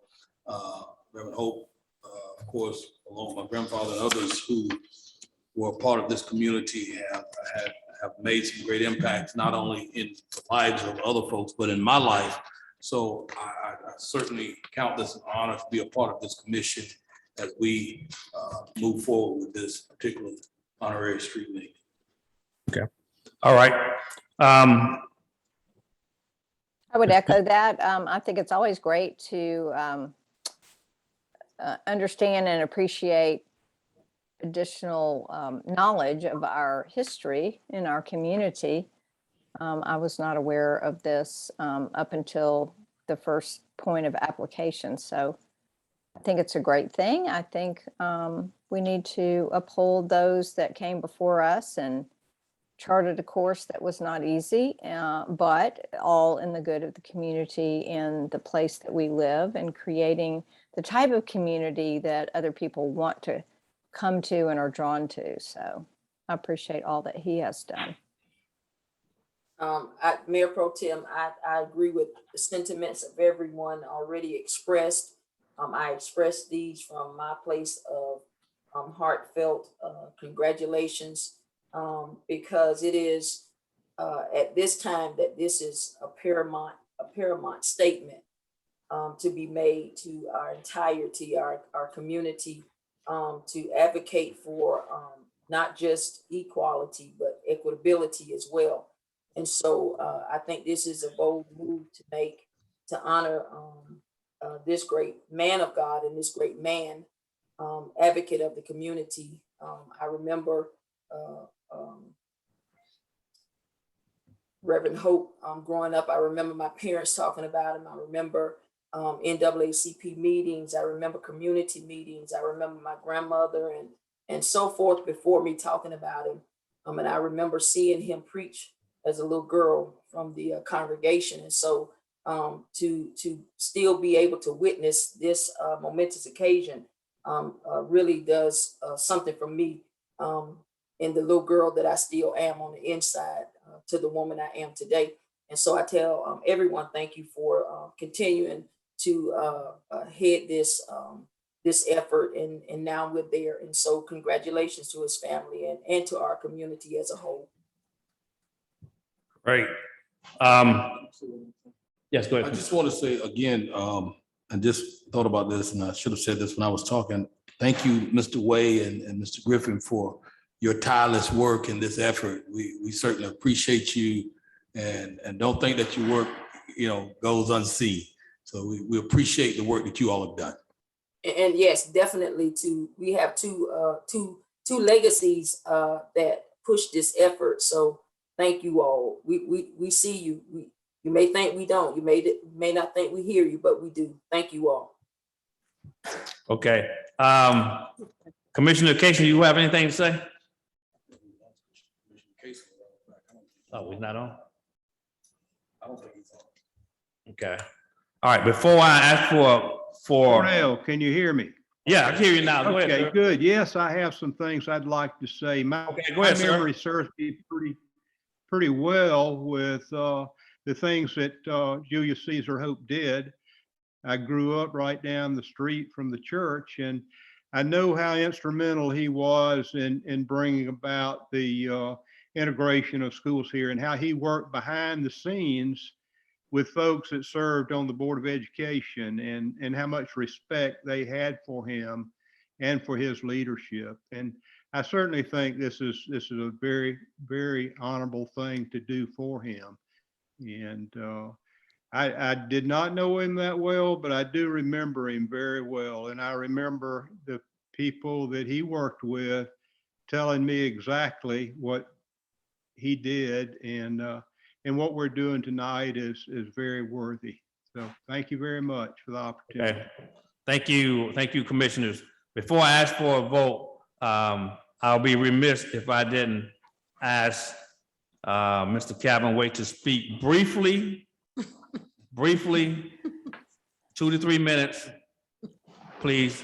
If you speak too long, I'm gonna cut you off, okay? So come on up and address. I know you've seen you chopping at the bit to say something. Okay, naturally, my name is Calvin White. Yes, sir. And I happen to be one of the persons, along with Mr. Griffin, came along to the civil rights struggle where Reverend Hope brought this city and county through. Matter of fact, it was quite of a struggle. And one of the main things about it was during the time of the integration bill passed, we came through so many dangers and all this kind of thing. So I'm under the impression that we should put this street in the name of Julius Caesar Hope, not G Street and Jesus. From what I understand right now, this is just honoring his name on the street, right? I mean, it's still G Street. That's what I'm thinking. But I think it should be just the Julius Caesar Hope, change to Julius Caesar Hope. I mean, that's what the delegation, everybody else was all asked about. Because he deserved that. Yes, sir. He really deserved it. And this is a little bit different from somebody else's name on a street, in street or whatever have it, just for an honorary street. Yes, sir. See, he deserved that. He brought us through the city and the county through a civil rights struggle, a lot of things. And I was out there, me and Officer Witten, to protect them, even a march, citizen marched down 2 or 3 o'clock in the morning with Mayor Croft. And this was quite of a dangerous situation. He brought us through and let us through. Yes, sir. We had people from South Carolina, North Carolina saying they moved here because we was able to maintain this type of struggle without losing many lives. We did lose one life, and that was a business person on F Street and Norwich Street. We lost his life. We were sorry, but we went through quite a strike and try. But he led us through this. We also picket stoves in order to get that type of thing too. So that's what I want to. Thank you, sir. Appreciate your comment. Let me ask you a question. Can we continue to? Yes, sir, you can. I understand. We continue to work on this? Yes, sir, you can. Okay. Mr. Griffin, say a couple words. Mr. Mayor, I just want to say that Kevin and I were very instrumental in coordinating. Really, we must have been about 14 of us, and we discussed what's happening now with you almost a year ago. Yes. And we think the recommendation you are giving tonight is unacceptable. And we would just like to reject it and ask you all not to make this a recommendation for the city. We would like to come back later with a community group and let you know how we really feel and what we really want the street named after J.C. Hope. So would you all just rescind your recommendation tonight because it's unacceptable? Sir, please understand that we still need to get those signatures from all over 50%. Yeah, you know, if you remember, we only lacked one. And the lady that I worked with was on the second floor. I can't call her name. She gave me the names of all the ones that we have. In fact, I have a petition right here with me tonight. I don't know why I kind of anticipated this. Now, we've had one of the persons who refused to sign has left the community, and that was the attorney, Rivers. He's no longer there. He refused to sign. Okay, sir, we can table this until next time. Okay, well, that's what I would That's recommend. something that you would really would like to do. We can table this, and we will get with our city attorney to get the disparity to figure out exactly what those names are. How those things, how it work. Good. We can do that. Okay. So- And if you don't have the original petition, I have it, a copy of it. Yes, so we have it too. Yeah, but we lacked only one signature to have in the quota. So you like to have it deferred? Yeah, deferred. Thank you. Commissioner, you heard from the public as to, that's why I delayed the vote before I asked for a vote concerning this. I want to hear what the public had to say, especially two individuals who were so instrumental in bringing this before us. It's not a slap or a slight against anyone. It's just the fact that we want to make sure we get it exactly as what the public wants and also what we can deliver as well. So we can delay this until our next meeting, if need be, or our meeting in November just as well. But we need to go ahead and deal with this as we move forward. So I will ask our city attorney to, well, first of all, I need a motion to do something with this. I'll make a motion to defer. Second. Okay, motion second to defer.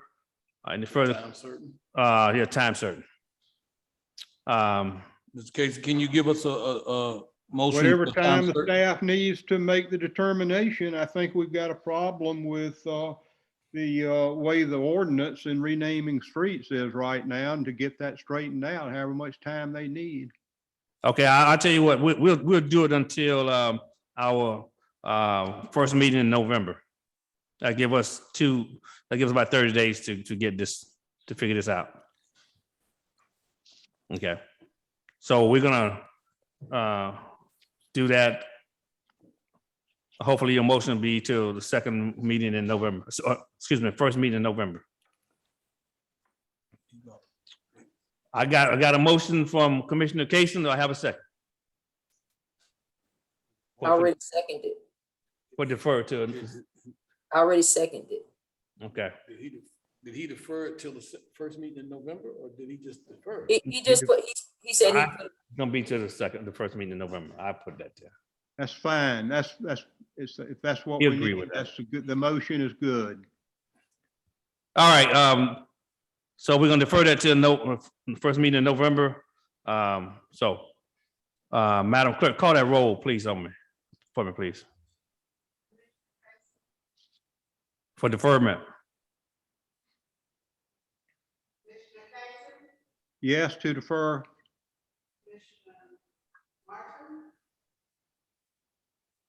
Is that me? Yes. I approve deferment. Yes. Yes.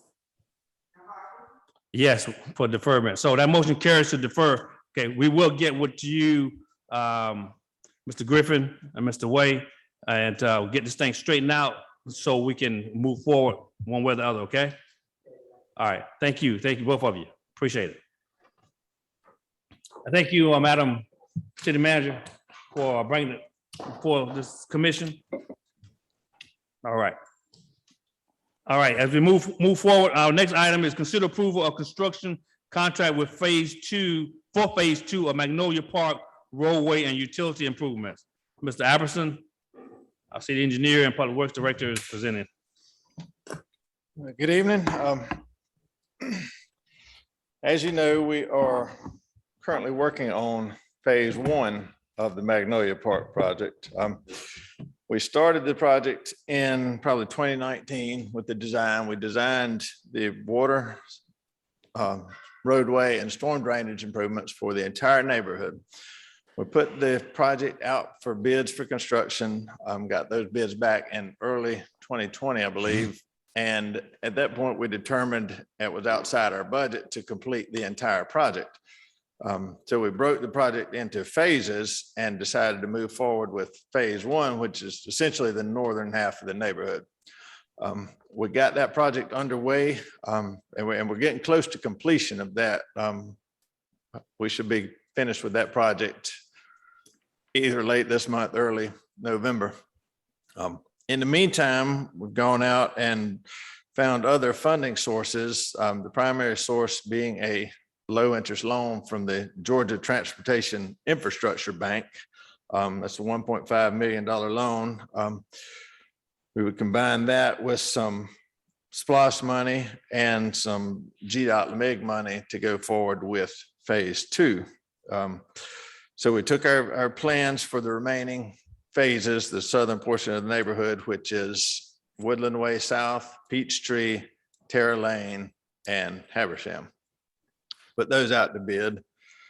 We received 2 bids on the project from Seaboard Construction, Georgia Asphalt Producers.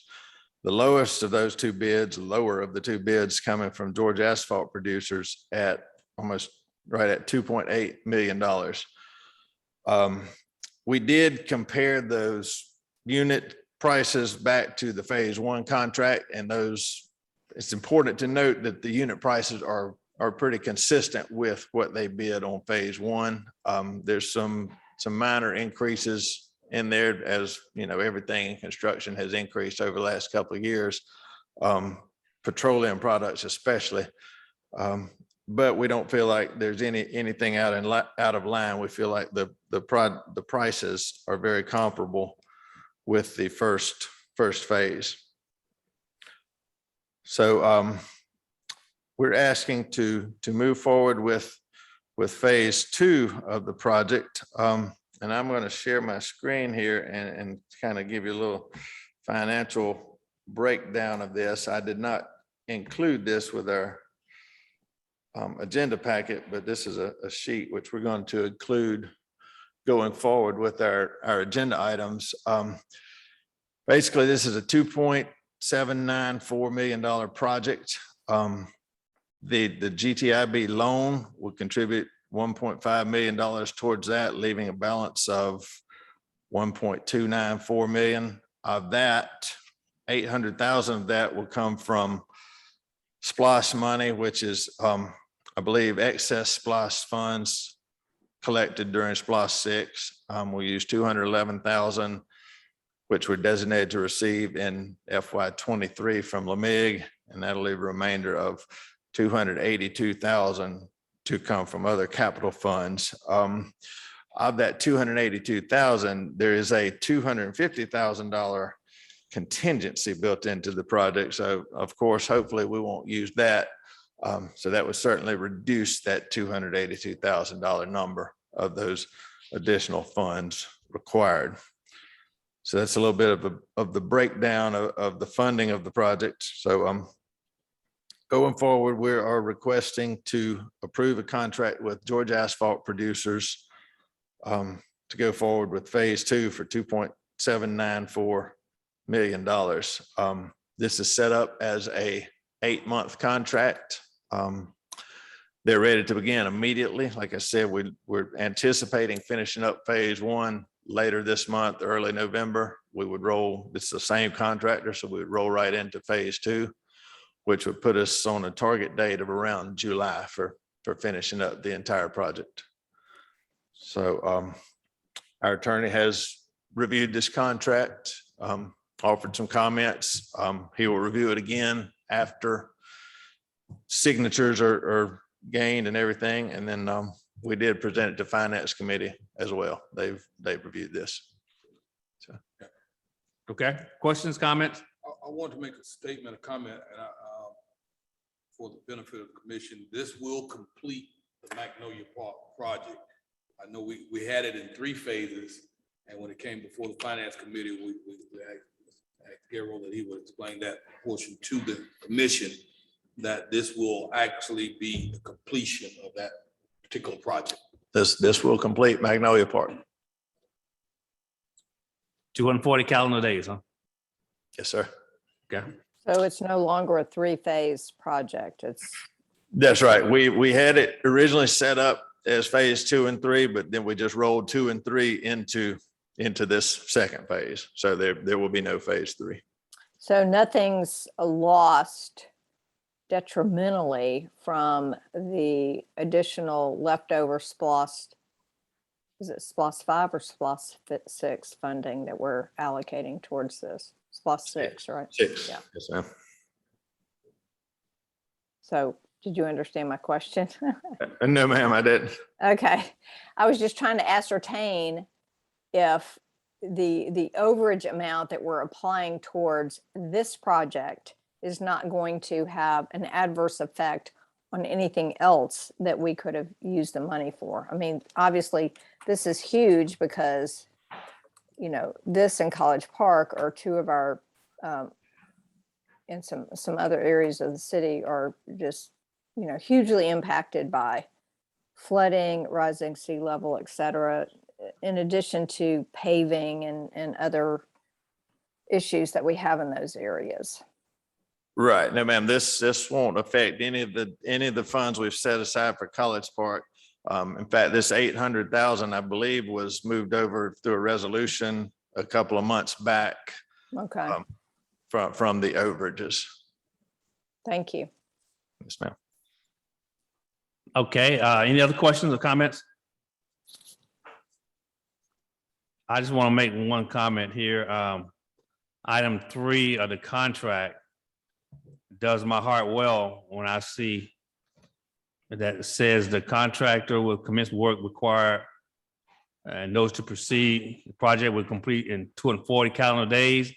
And it says that liquidated damage penalty will be assessed as a rate of $1,000 per day if the work exceeds the allotted time, unless a written extension request and justification for delays are submitted to the city and approved in writing by the city a minimum of 30 days prior to the contract deadline.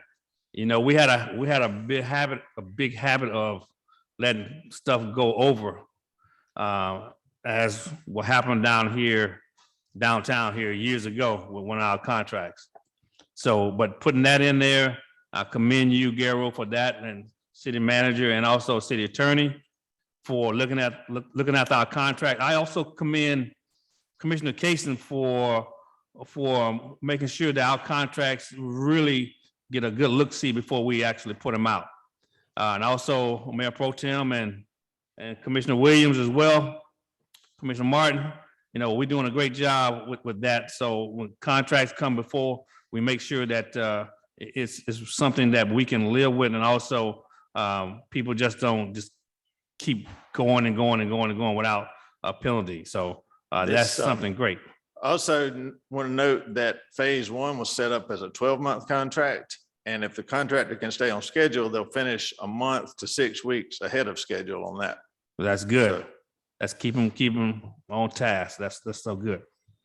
Okay, if no further comments or questions, I entertain a motion, please.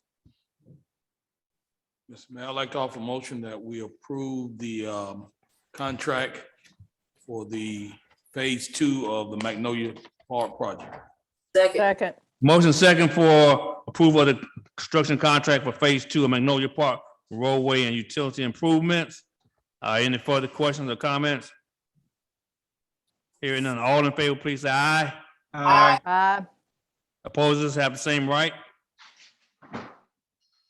Hearing nothing from the opposing side, I believe the ayes have it. That motion carries. Thank you. Also, our next item is item number 9. Consider approval of section 319H grant agreement with the Georgia Environmental Protection Division for green infrastructure and low impact development for the GILID retrofits in Brunswick. Mr. Apperson, you're presenting as well. Yes, sir. Typically, when a roadway or parking lot or a surface like that is installed, more often than not, it's a paved parking surface, asphalt or concrete paved. And the stormwater from that surface runs off into the storm drainage, carries with it any kind of pollutants or sediment or anything that may be on that surface, carries that into the storm drain, which could eventually make its way to the rivers or marsh, but also places demand on our storm system, which we all know is aging and some places undersized. And, the more demand we can take off of that, the better off we are. So this is a grant. You may remember we had a grant, or we're finishing up a coastal incentive grant to assess and evaluate several sites where we could install some green infrastructure or low impact developments, which is ways to infiltrate stormwater and reduce that runoff that runs to our stormwater system. So we identified several sites that we would look at, and 3 priority sites that have come from that grant are the fire station number 1, the parking area to the east, fire station number 1, parking area at Goodyear Park up near the hospital off of Parkwood, and then the parking and driveway area at Liberty Ship Park. So those are the items that came from the coastal incentive grant. So then we're transitioning into this 319 grant, and this is basically a continuation that would provide funds for the design and the actual construction of those improvements. We have recently revised our stormwater ordinance to require developers to install these type of features, if you will, also to try to reduce the runoff coming from their sites. So, I think it's important that we kind of get out there and set that example as to how these can be done. And it's hard, I think, hard for us to require developers to do things if we're not willing to do those things as well. Also want to note that this grant includes a partnership with University of Georgia Marine Extension Office here on Bay Street. They will be helping with providing some of the matching funds of it, but their side of the grant will be monitoring and outreach of that. There will be water level monitors, that kind of thing, monitoring wells included in these pavement structures to monitor the water level there and be able to assess the efficiency of these structures, as well as and then providing that information to the general public, to other communities, to y'all as the commission, part of the grant. A lot of these grants like to see outreach and passing that information out so others can use it in the future and down the road. So basically, as I was saying, this grant includes the design and construction of those 3 stormwater features as at the sites that I mentioned. It would be at the fire station, it will be a pervious pavement structure there, as well as a cistern to collect stormwater, which could be used for washing fire trucks or irrigation there. Right now, there's really no parking at the fire station on our property.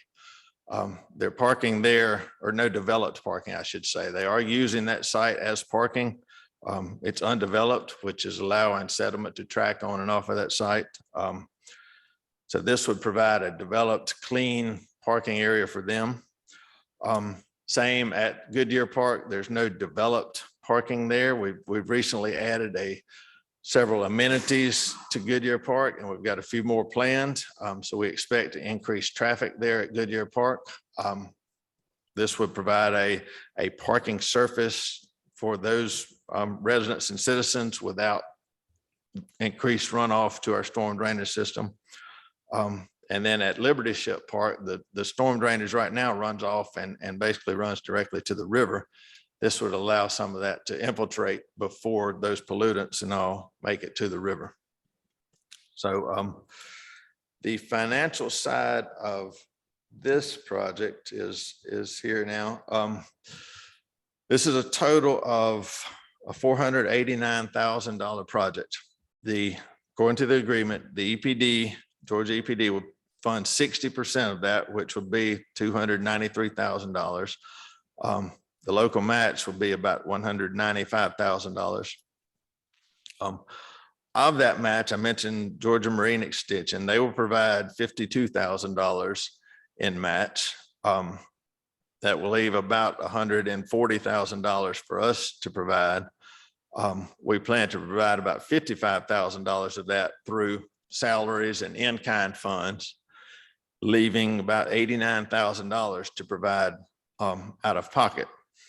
Of that 89, we would provide, or $35,000 of it would come from SPLOST funds designated for Liberty Ship Park. The other $54,000 would come from our stormwater fund over the next couple of years. This is set up to be a 3-year grant project, so we don't have to pull all of that money out of this year. We've got some money budgeted for this type project this year, and we can budget for it in years ahead. So basically, we are getting a $489,000 project for $90,000 out of our pocket. So it's kind of what that boils down to. So we're asking for approval of this EPD grant agreement to sign the agreement with EPD for $489,023 for green infrastructure, low impact development retrofits in Brunswick. Okay, commissioners, you heard the presentation by our engineer and the public works director. Any comments or questions for him? Make the motion. I have a question first. Garo, I thought that we already had a pervious surface on the east side of the fire station because that was recently acquired property that was encompassed in part of the fire station, and it was done with a pervious surface. No, ma'am, there's no surface of any kind on the east side of the fire station. You know, we just extended that bay, but between the wall of that new bay over to the next building is undeveloped. There's nothing, no surface there now. No, there's not a gravel surface? There wasn't any It's kind of. some gravel and some broken up concrete, but So what would, could you explain what that would be replaced with then? And would it be utilized? it could be pavers or brick pavers, or it could be pervious concrete. Either of those would allow that water to infiltrate down through them back into the ground without running off. Right now, yes, it does infiltrate, but because it's undeveloped, dust, mud, whatever gets tracked on and off of there out into the roads, out onto the hard surface. This would eliminate that tracking of material off of there while still allowing that water to infiltrate. Okay, well, that's probably the lowest hanging fruit I think we've seen in a while, as far as that goes. So I think that's good. Well, I think anytime we can do something with our stormwater, because we've been getting beat up about stormwater quite a bit over the years. And so anytime we can show that we are doing something to try to help alleviate that is really a good thing in my estimation. Any other comments before I ask for a motion? Yeah, and we're showing fiscal responsibility Yes. as stewards over our financial resources, because I like the way Garo ended that by showing what we're receiving for what we're paying for. And so the benefit of what we're receiving outweighs the cost being expounded on this venture, on this project. Sure, our whole community is gonna benefit from it. That's the main thing right there. So if no other further comments, I entertain a motion, please. I'll make a motion to authorize the mayor to sign a grant agreement with Georgia Environmental Protection Division in the amount of $489.23 entitled GL/LID retrofit in Brunswick. And that was the site of the old city market there, just under discussion, and that Yes, was sir. donated to the city by Carly Zell. Second.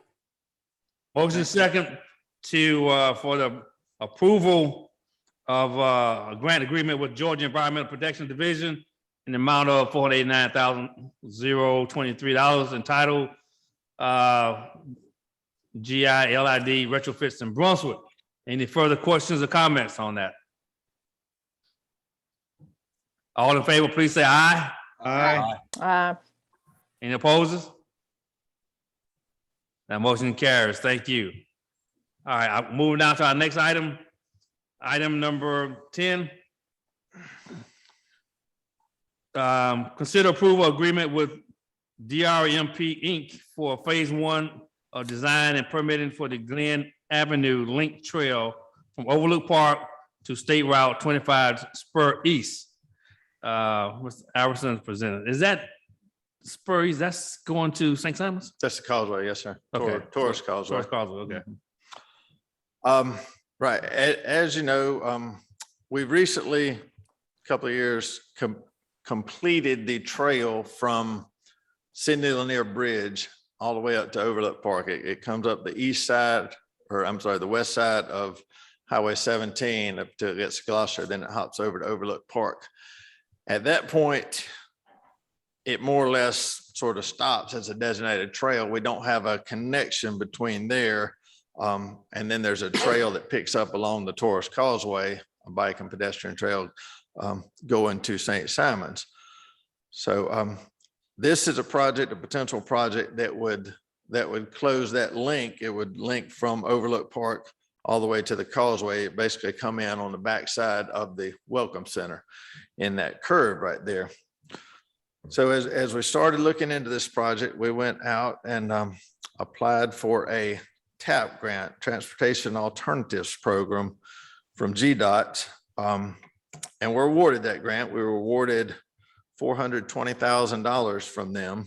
And that requires us to match 25% of that. So, but because that money's coming from GDOT and it comes from federal sources, also requires us to go through their plan development process, which is a very detailed, process-oriented task-oriented process that they go through, and GDOT uses it for all of their projects for any kind of resurfacing or redevelopments, new roadways, anything. Carries all the way through conceptual design, all the way through construction. It's a lengthy process, but it's a proven process, and it works.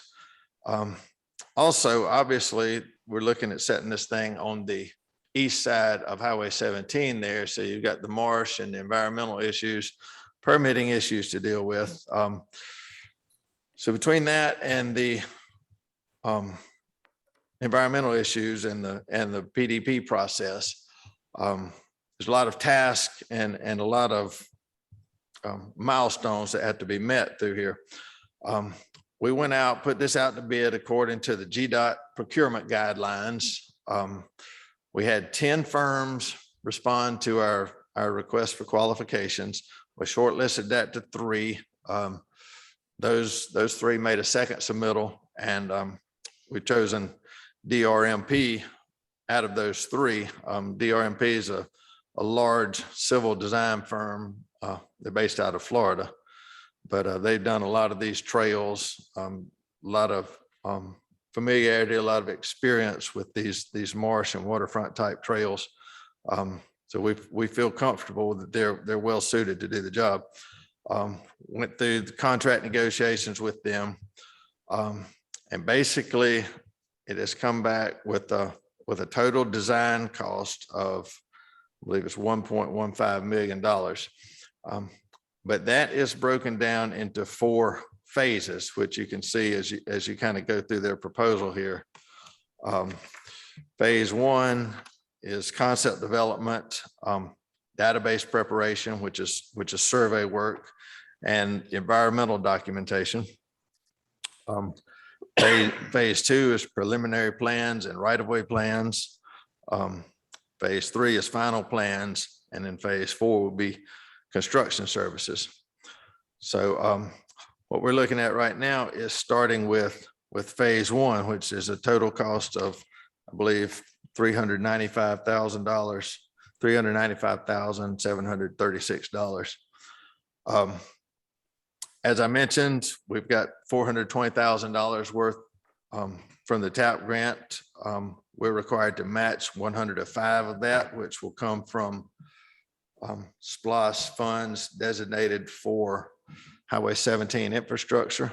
So that will cover the phase 1 plus a little more. We're going to have to go out and go after another TAP grant to continue and finish the other phases.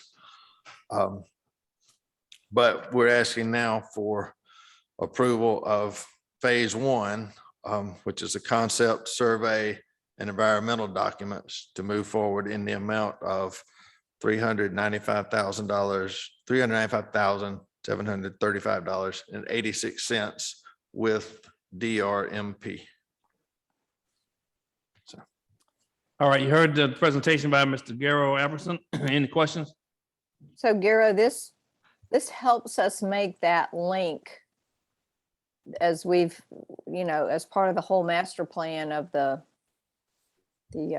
complete streets, bike trails, etc., especially the East Coast Greenway along Highway 17 from the Sydney Lanier Bridge in Jekyll all the way through to the causeway. That's right. You could, yes, with this link, you could ride all the way from the bridge to the causeway and then onto the island and, you know, all over the trails on the island. I believe Jekyll is also working towards their trail along their causeway with a similar type grant and similar project. So, you know, once that's completed, you can ride, if we finish this and they finish that, you could ride from island to island on a continuous trail. If you could just please summarize, if this is completed, if this leg of the East Coast Greenway is completed, what is the city and perhaps the county looking at in the future as the next step? It's continuing north on 17, correct? Right. You know, there's been some preliminary discussion of continuing along the east side of 17, maybe along the waterfront there or along the creek there, near the old paint factory and through that area connecting into possibly Norman Street. So you're a little bit off of 17. You know, those are very preliminary discussions and I haven't even seen any drawings on that. But that could be an option. This trail you would get across the causeway and then kind of go from there. Yeah, I know. I remember as we were going through the Highway 17 guidelines that having some extra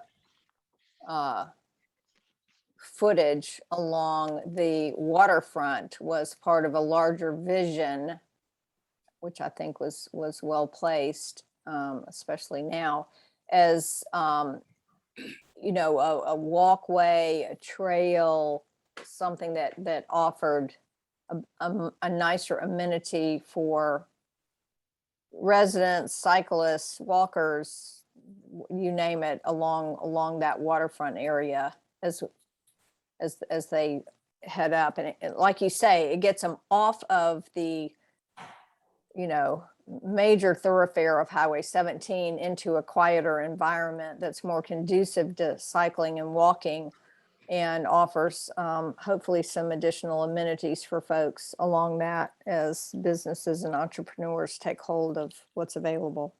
Right. Okay. Any further questions or comments? You know, the city manager and I went to Columbus recently, Columbus, Georgia, and they have 21 miles of Riverwalk trail, and it was gorgeous. I know we don't have that luxury here, but if we could have taken this over the marsh on the east side of 17 to the bridge, it would have been something. So, but if we take this thing from Liberty Ship Park to the causeway, it will be just as amazing. We have to do with what we work with, what we have here, which is not much, but we make sure that is looking well. So thank you for bringing this to us, Garo. I really appreciate that too. Yes, sir. Any other comments, commissioners? How long will this project take, Garo? Each phases, how long will it take? Going through this with the GDOT project managers, this is probably at least a 3-year process for design, just because of that PDP process and all the tasks and all the detail that go into that. So it's going to be a drawn out process. But yeah, we're looking at 3 years before we're even ready for construction. You know, in the reading here, it says you've got 2,800 lineal feet by 60 feet wide. Are they going to permit 60 feet out in that marsh, or how much marsh will you take? No, sir, it's certainly not 60 feet wide. That would be a mistake or a misprint. it may be 60 feet off the edge of pavement in places. We're going to kind of be governed by the placement of those. If you know, there's several large Georgia Power transmission poles out there. Yeah. So we're gonna, those are going to dictate how far or kind of where we can set them. There's clearances that we have to be off of those. Yeah. But it's certainly not a 60-foot wide trail. No. Okay, one other thing, it's got a 4-foot high wall. It says to envelope with details, and then in parentheses, it says if required. What's the 4-foot wall envelope? Where are you reading this? It's on page 13 Yeah. of the DRMP at the top. Okay.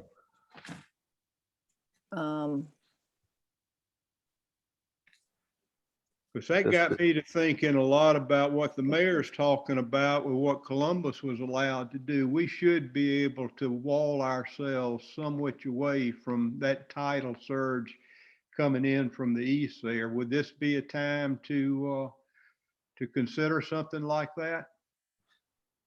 That's part of the bridge design. Right, I task think 7. that's probably would be the sidewall on the bridge or handrail or, you know, whatever might be necessary. 4-foot wall, envelope and details, parentheses, if required. Right. It does. And that is related to the bridge and I think the sidewall of the bridge is, it's not a retaining wall, so to speak, or any kind of seawall. That's the question I ask. Is this the time to perhaps think about a retaining wall? Well, they're going to probably do what they need to do as far as construction goes in order to have a stable trail. I just posed a question. That's all. I don't know if it's feasible or not. I know that we're wide open from the bridge all the way to the causeway there. And if you're going to put something. Right. I can see what Commissioner Casey is referring to. And I think he's probably going along the lines of protecting our investment. I think we lost. Yeah, I think a wall would probably be maybe inward of this proposed trail location. So, you know, your wall, I guess, would be protecting more of your slopes and your shoulder slopes. Is that kind of where you're thinking? I'm thinking whatever it takes, whatever the design is along Highway 17 from the bridge all the way to the causeway to protect us from the tidal surge coming in from the east. You know, it's past time to start thinking about it. And I know this is a different project, but I think it's worth asking the question. I mean, if we are in the design phase, then they may have some suggestions in regards to it to combine it with what we're doing in terms of the trail. Surely the engineers, you know, they could look at it and say whether or not it's something that's feasible. I think that this is the time to ask. I really do. And I'm so happy that y'all made a trip to Columbus and to see that, you know, there are different things done in different locations. And if we don't ask for it and we don't go forward in a strong, committed way, we're never going to have any protection out there on Highway 17. It's not going to just pop up out there. We'll certainly talk to them about it. If I can help, let me know. I'd be more than happy to. All right, thank you. Okay, all right, good. Any further comments or questions? If not, our city engineer has provided a presentation to us concerning this. And this phase 1 design and permitting for the Glen Avenue Link Trail from Overlook Park to Spur 25, Spur East. I entertain a motion, please. I'll make a motion that we approve the agreement with DRMP for Phase 1 of design and permitting for the Glen Avenue Link Trail from Overlook Park to State Route 25 Spur East. Second. Motion second for the approval of this agreement with DRMP for Phase 1. Are there any further questions or comments? All in favor, please say aye. Aye. Any opposers? Hearing nothing from the opposing side, I believe the ayes have it. That motion carries. Thank you, Garo. Appreciate that very much. Thank you. Okay. We're down now to city attorney items. Item number 11, consider approval of deed from the city of Brunswick to the Brunswick Housing Authority. Oh, okay. Our city attorney is presenting this to us. Yes. Good evening, Mayor and Commissioners. I'm gonna have to share my screen. Yeah, looking at this.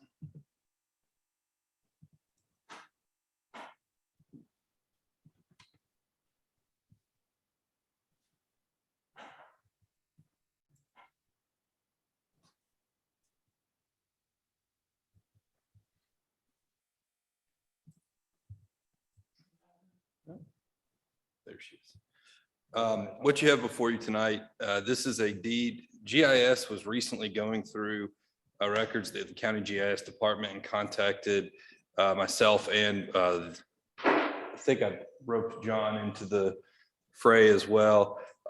They called inquiring into the piece of property. If you can see my mouse, it's an unopened or was an unopened piece of K Street.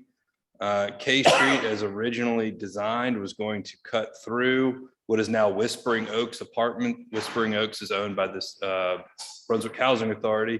It would have cut all the way through the ball field and eventually connected to another piece of property owned by the city over here that would have split off from Stadium Street. Obviously, K Street is highly unlikely to ever take that form because of the ballpark and the associated facilities there. And there was actually a motion taken by this board when Whispering Oaks apartment was being developed by the Brunswick Housing Authority to deed over certain alleyways that they required to complete this property as a singular property and provide vehicular traffic between the two sections of the apartments. If you look to the attachments that's included in the my item, I'm sorry. There's also a survey that's been done.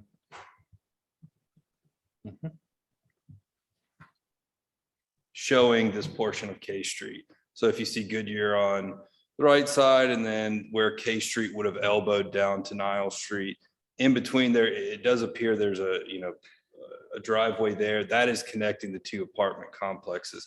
So when GIS came to the city, they said, it appears that this should have been a piece of property that was conveyed over to the Brunswick Housing Authority when all of the other deeds were completed that transferred that piece of property into the Housing Authority's name. But that for some reason, this was just inadvertently left off. So I contacted the legal department for the Brunswick Housing Authority. He agreed. We looked through it. They put together this survey and then the deed that follows after the survey to sort of clean up this remaining item from many, many years back. It's similar to recently we've done the Perry School site where there were some alleyways that were contained in that piece of property that had gone back and forth from the school board to the city, back to the school board. Certain alleyways were inadvertently left off. This is the same situation. So what the Housing Authority and GIS are looking to do is complete that parcel. And it does appear to have been voted on by the city commission way back when to take this action, but it was just never followed through with, never completed. So if the city commission elected to do so tonight, I'd have the mayor execute the deed and the Housing Authority would record it and GIS could correct it and show that as the true parcel that it is, the full L-shaped Whispering Oaks apartment. That is about as simple as I could get to explain that particular item, unfortunately. So we're cleaning stuff up. It is. It's a housekeeping mechanism. I don't know if anyone knows, but Jean Breland at the county GIS department, she periodically is able to circle back to certain things in the GIS, specifically in the city limits, that need to be addressed, and they pop up from time to time, and we just have to take action to correct them. There'll be a similar type issue that likely will come up on another piece of K Street, the piece that I showed you up near Stadium Street, where we'll have to go do some digging into that, figure out exactly what the nature of the ownership of the property is, because there's another small triangle there, and we'll probably be right back here cleaning that part up. So Gene must be looking around in the Stadium Street, L Street area. Okay. Comments, commissioners? Clean it up. Does this property have any value to the city? Before I answer that, I would just remind that it's a property that had been voted to be deeded over to. Oh, we Brunswick voted on it County. before. We just haven't done it. If you wanted to, Okay. that's correct. There was a former commission action. We just hadn't done I it, pulled hadn't the- completed the action. That's correct. I pulled the commission meeting Okay. minutes, March 5th, 2003. Oh, yeah. Wow. All right, so I'll make a motion that we I approve, think I was here then. That's it. Go ahead, Commissioner. that we approve the deed from the city of Brunswick to the Brunswick Housing Authority. Second. Motion second for us to complete this action that we should have done years and years ago, on deeding the property to the Brunswick Housing Authority. Are there any further questions or comments? Do you need to specifically state that specific property for the records? No, it actually, I'll just say as presented then. okay. And to answer that question, it's not assigned a parcel number at the moment. So I don't know. Other than to say as presented in the survey, I don't think we could specifically identify it. Okay. So noted by our city clerk. Any further questions or comments? All in favor, say aye. Aye. Any opposes? I believe the ayes have it and the motion carries. Thank you. All right, item number 11A. Resolution to extend the moratorium on billboard signs. That is correct. As we will discuss in the next item, we've done, and I think as everybody's aware, the city enacted a moratorium on accepting and approving applications for billboards within the city limits. It was enacted on July 21st, 2021. It was set to expire on October 19th, 2021. That was probably my fault. I should have had it set to expire October 21st so that I could have encompassed our next meeting, which is on October 20th. So that leaves a gap in between the time where the city commission could elect to approve what would be a new sign ordinance, meaning on October 19th, upon the expiration of this moratorium, the city hypothetically could be flooded with sign ordinance or sign applications. So what this does is it extends that moratorium up and until November 18th, 2021. I only put that date in there to encompass both of our November meetings in case there was additional comments, whether received by the public or whether the commission had additional comments before the approval of the sign ordinance amendment on October 20th. So what I'm asking for tonight is the passage of this resolution to extend the moratorium from its original expiration date of October 19th, 2021, extend up and through November 18th, 2021.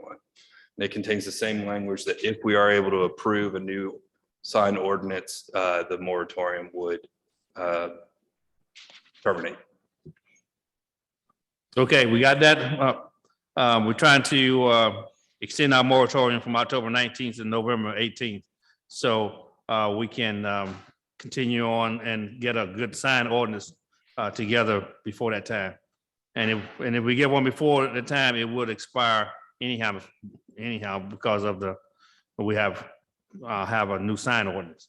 So Well, that I'll being make a said, motion that we go ahead and approve extending the moratorium on the zoning ordinance for the signage from October 19th to November 18th, 2021. Second. motion second for us to continue our moratorium on sign, the resolution extended from October 19th to November 18th. On our signs, prohibiting sign, moratorium on sign, excuse me. Are there any further questions, comments? All in favor, please say aye. Aye. Any opposes? No opposes. The motion carries. Thanks. Thank you, commissioners. Our next item is item number 12, discussion amendment to the City of Brunswick zoning ordinance to amend the city sign ordinance and applicable regulations. It's a city attorney item. He will be presenting again. Yes, as everyone is aware, John, through his our joint effort with the CRC, is going through and updating certain planning and zoning ordinances on behalf of the city of Brunswick. One of those that was targeted was the City of Brunswick sign ordinance. John had already done an extensive rewrite of the sign ordinance when it was originally presented in May of this year, approximately May of this year. The ordinance amendment that I'm presenting for discussion tonight does not substantially alter the changes that John and the team that was looking at this ordinance was looking to put forth. What it does do is it takes out some challenging language, potentially unconstitutional language, and clarifies that language so that what we will come through with in the end, and what we hope to come through with in the end, is a fully constitutional sign ordinance that has also been clarified and I believe cleaned up significantly by the efforts of John and the CRC. So what is before you tonight is an initial draft. Of course, it's not subject to approval tonight. It would be subject to approval on October 20th. But if there's any specific questions related to how it's written and what the various regulations are therein, let me know now. We'll still honestly be working on it probably until I submit it for the next agenda Tuesday. Okay, question, does this ordinance have to go through any other approval process other than ours? I imagine it has some legalities with federal or state. Not necessarily, because this is similar to like an alcohol licensing situation Okay. where they look to local control at our level. Okay. So it's kind of under our home rule. I would state that John has already placed the appropriate advertisement in the Brunswick newspaper to put the public on notice that at the October 20th meeting, that this would be, there is a potential that the city commission would approve this amendment. Okay, thank you. Commissioner, pay particular attention to the billboards in this ordinance. That's really that we need to pay attention to. And I think we've clarified the definition of billboards, and we've removed any language as to how they might be regulated on premise, or excuse me, offsite or on site. Right. It is more a blanket billboard definition and blanket billboard requirements so as to be regulating signs based on their location and avoiding any content-based regulations. Okay. Any questions? Well, this is being presented to us so we can digest it and come back before the next meeting ready to approve it. If you have any questions, you can get with either Mr. Hunter or either our city attorney before we come back for our next meeting to vote upon this ordinance.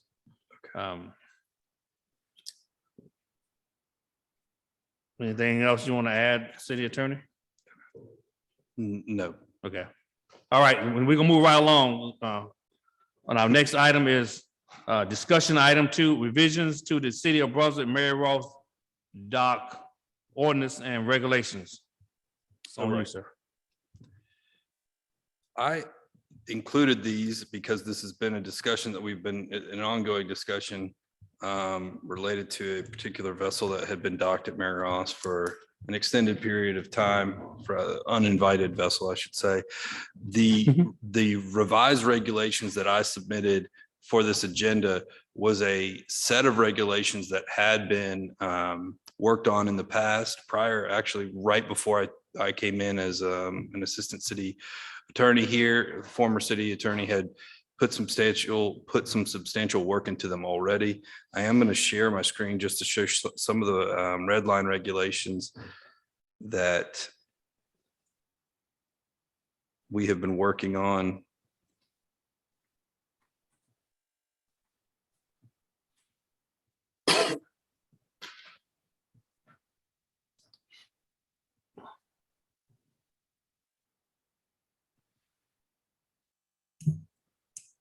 Well, I don't know how well you can see that, but part of what we're looking at is, how these regulations take place and who are we placing as a point of contact, who is regulating the dock, and how that role goes forward. Typically, as it is right now, the city dock master would be the point of contact, and as is appointed by the city manager. But where there's sort of a disconnect is that I think while the dock master should be the point of contact for, all the various questions somebody might have. Do I need insurance? Who do I submit the insurance to? How much does it cost? Is there availability? Is there space, et cetera? Is not necessarily the same person that should be enforcing the regulations on the dock. I think I view as the dock master as somebody that's a little bit more informative. And then we would allow, which is being presently done, the Brunswick Police Department to enforce those regulations if there are violations. I think that's a little bit more of an appropriate mechanism. I think it also removes the dock master from some sort of, whether or not they have the authority to come down and say, Matthew Hill's been serving as our dock master for the time, or at this time, and I'm not so certain, who would be better to regulate, whether it was him on the dock telling somebody to do something, or if we had a uniformed police officer down there saying, you're in violation of our regulations, please leave. So, Brian, I had sort of flagged that as well, that, we may not want to specifically state a property address, but that this dock master is a designated individual with the city, or however you want to term it.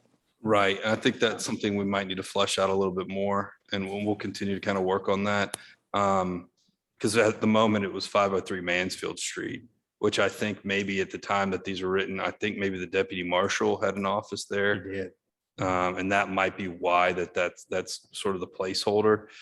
In reality, I think it should be just either an email address or a phone number, because somebody who's seeking to dock to come in, if they're in the water, or I'm not sure how they would make their way, but regardless, I think that's something we'll clarify. Okay. There's the question of, obviously, everyone is somewhat familiar with the dock. It's not necessarily a dock that is well suited for just general recreational use.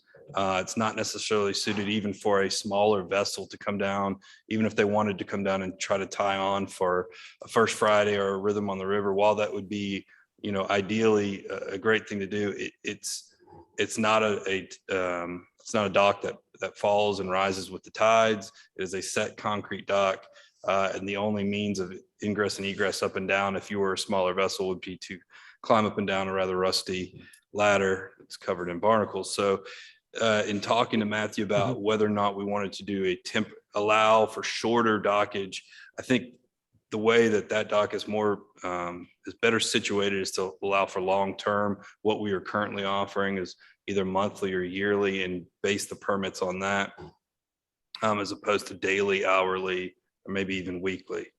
I would like to have some feedback on that from the commission, because, Okay, Commissioner Martin, you got something?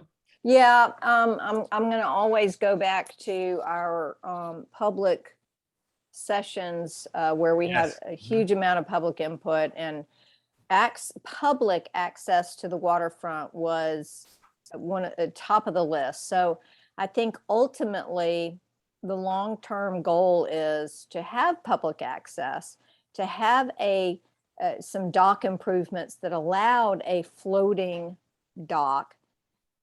Hence, short-term, daily come in, come out.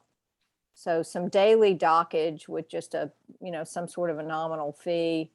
And certainly being able to launch kayaks, a small hoist, small sailboats, etc., were all part of what that vision was. So I think to the degree that we can plan for those improvements would be good.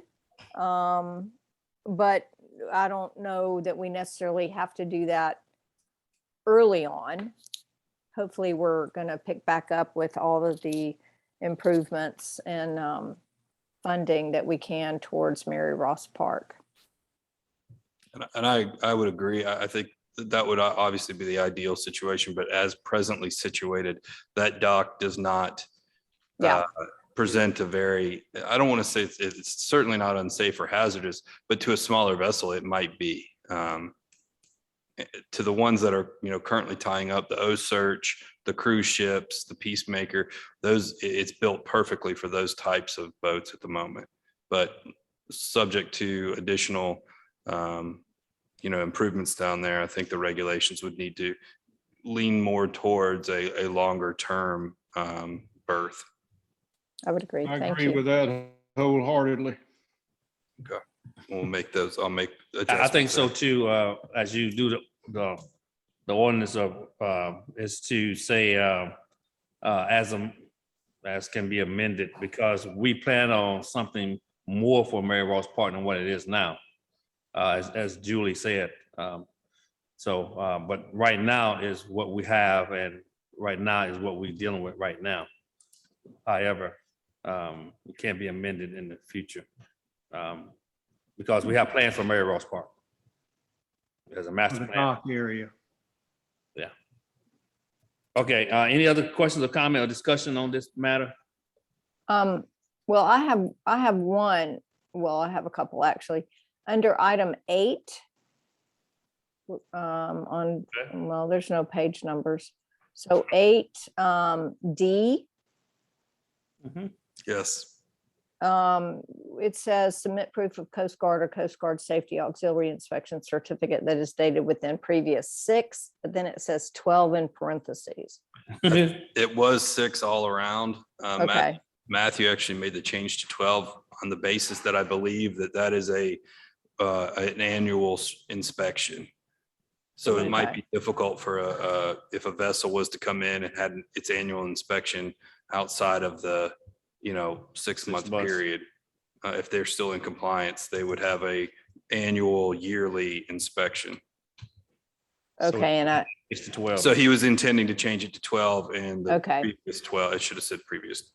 That would have And said. then I also see that you had some revision to item F under that same, where it says, it doesn't make sense at the very end of that sentence where it says payment, this provision is not applicable. In the event of dockage request more than 1 month, payment of this, oh, I see. Something needs to be added there. Yep. Okay. Some of this is cleaning up and requiring new rental. Yeah. Some of it is taking away certain just things that are not practical or not being implemented at the time or currently. But for the most part, the more important, the teeth of it was to remove certain activities and be very clear with what was and was not allowed down there. And that whether or not, how you had to seek permission from the dock master, but most importantly, the entire paragraph of section 26, while it's not redlined here, is in new edition. And that's what I wanted to get in there the most is the provision that provides notice to anyone that is, obviously coming down here to use that dock, that if you do abandon your boat down there, or if you leave it for a particular amount of time, this expressly sets forth the mechanism that the city manager and I can use to go ahead and begin the process immediately upon our belief that an abandoned vessel is at the dock. So what it does is it implements, or excuse me, it references directly to the abandoned vessel code section 52-70, 52-7-70. And then it allows the city manager and I to kind of get together and go ahead and request the necessary steps to verify ownership from the DNR, and to, if we have to, move the boat either by hand or use of a tug to place it in an area where it is now deemed an abandoned vessel for the purposes under the law. That may be as little as having to move it from one end to the other end of the dock. And I think that if we have that spelled out in our regulations, we can initiate that process as soon as we believe there is going to be a problem down there. Yeah. So the only other quick cleanups I have is item number 13, just above that. Yes. Which I'm assuming means vessel owners shall be responsible for conduct by the crew and visitors. That's correct. And then if you go on down to item number 20, where it says you can't do painting, stripping, varnishing, blah, blah, blah. I didn't see anything noting no pump out. I think we need to specifically state somewhere in here, there shall be no pump out. Meaning the restroom Sewage. facilities of the boat? Yeah, yeah, Okay. yeah. Because we're not going to have pump out facilities, but I think even given that, we need to specifically state no pump Okay. out. I can do that. Okay. Those were my main comments. I'm so glad we're moving forward with this, though.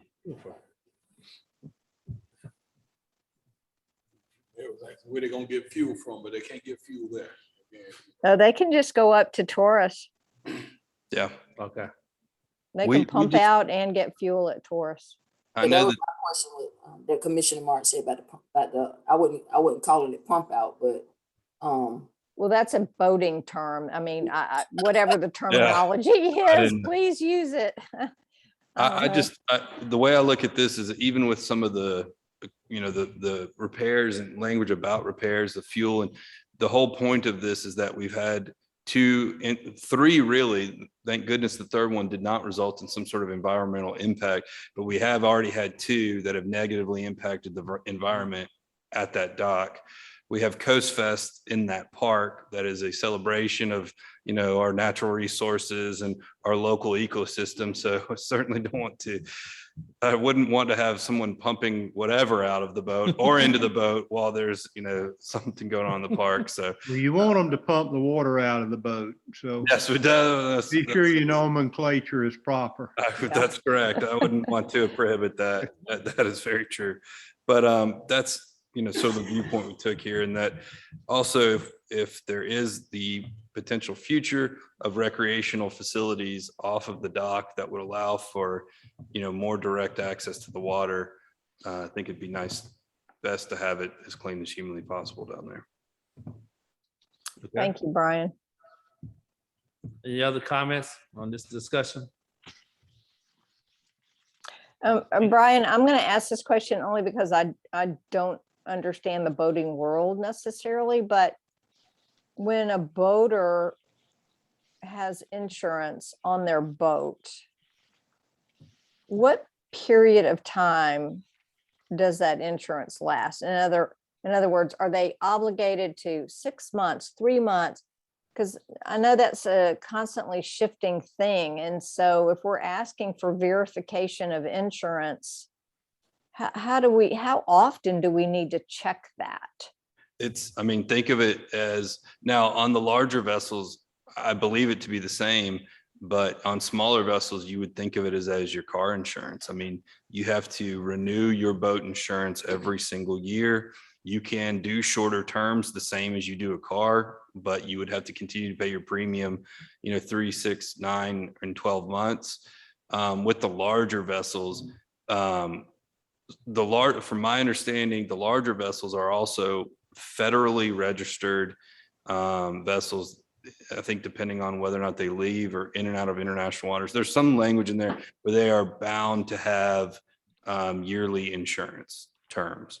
So it should be good for a year, similar to the inspection record, but I don't know, I get, we could put language in there that shows that if they presented a certificate of a service for less than a year, that the city's dock master could, in their own discretion, ask periodically for continued proof of insurance. Yeah, I think that would be wise. Just somehow all that's got to be documented and followed up on, because I could see that being a little loophole if we're not careful.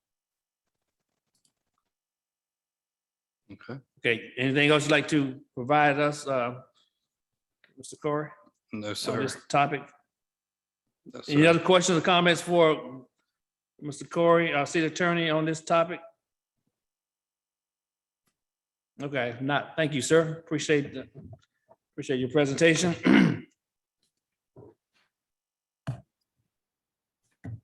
Commissioner, we'll come to the end of our regular printed agenda.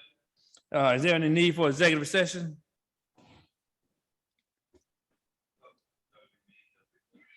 Did you say yes or no? Okay. Okay, well, the city attorney say he doesn't have anything. Anyone else have anything? I guess crickets means no. So I'll entertain a motion to adjourn. Second. I got a motion, I got a second to adjourn. Before I hit the gavel, I want to thank you all for being tonight, and thank the city manager for bringing the Georgia Cities Week to us, and all the kids that was here this evening, and for the city standing up the way we're doing. The city is really changing the way people view us nowadays. We are standing tall, so I appreciate all of you all. And yes, every time I get the chance to say something before I go, I'm gonna say it until I leave. Okay, all right. Hey, I'd like to say it was great to see all those folks in that room. All right. Hey, we stand adjourned. Oh, goodness. I don't think they heard you, Johnny.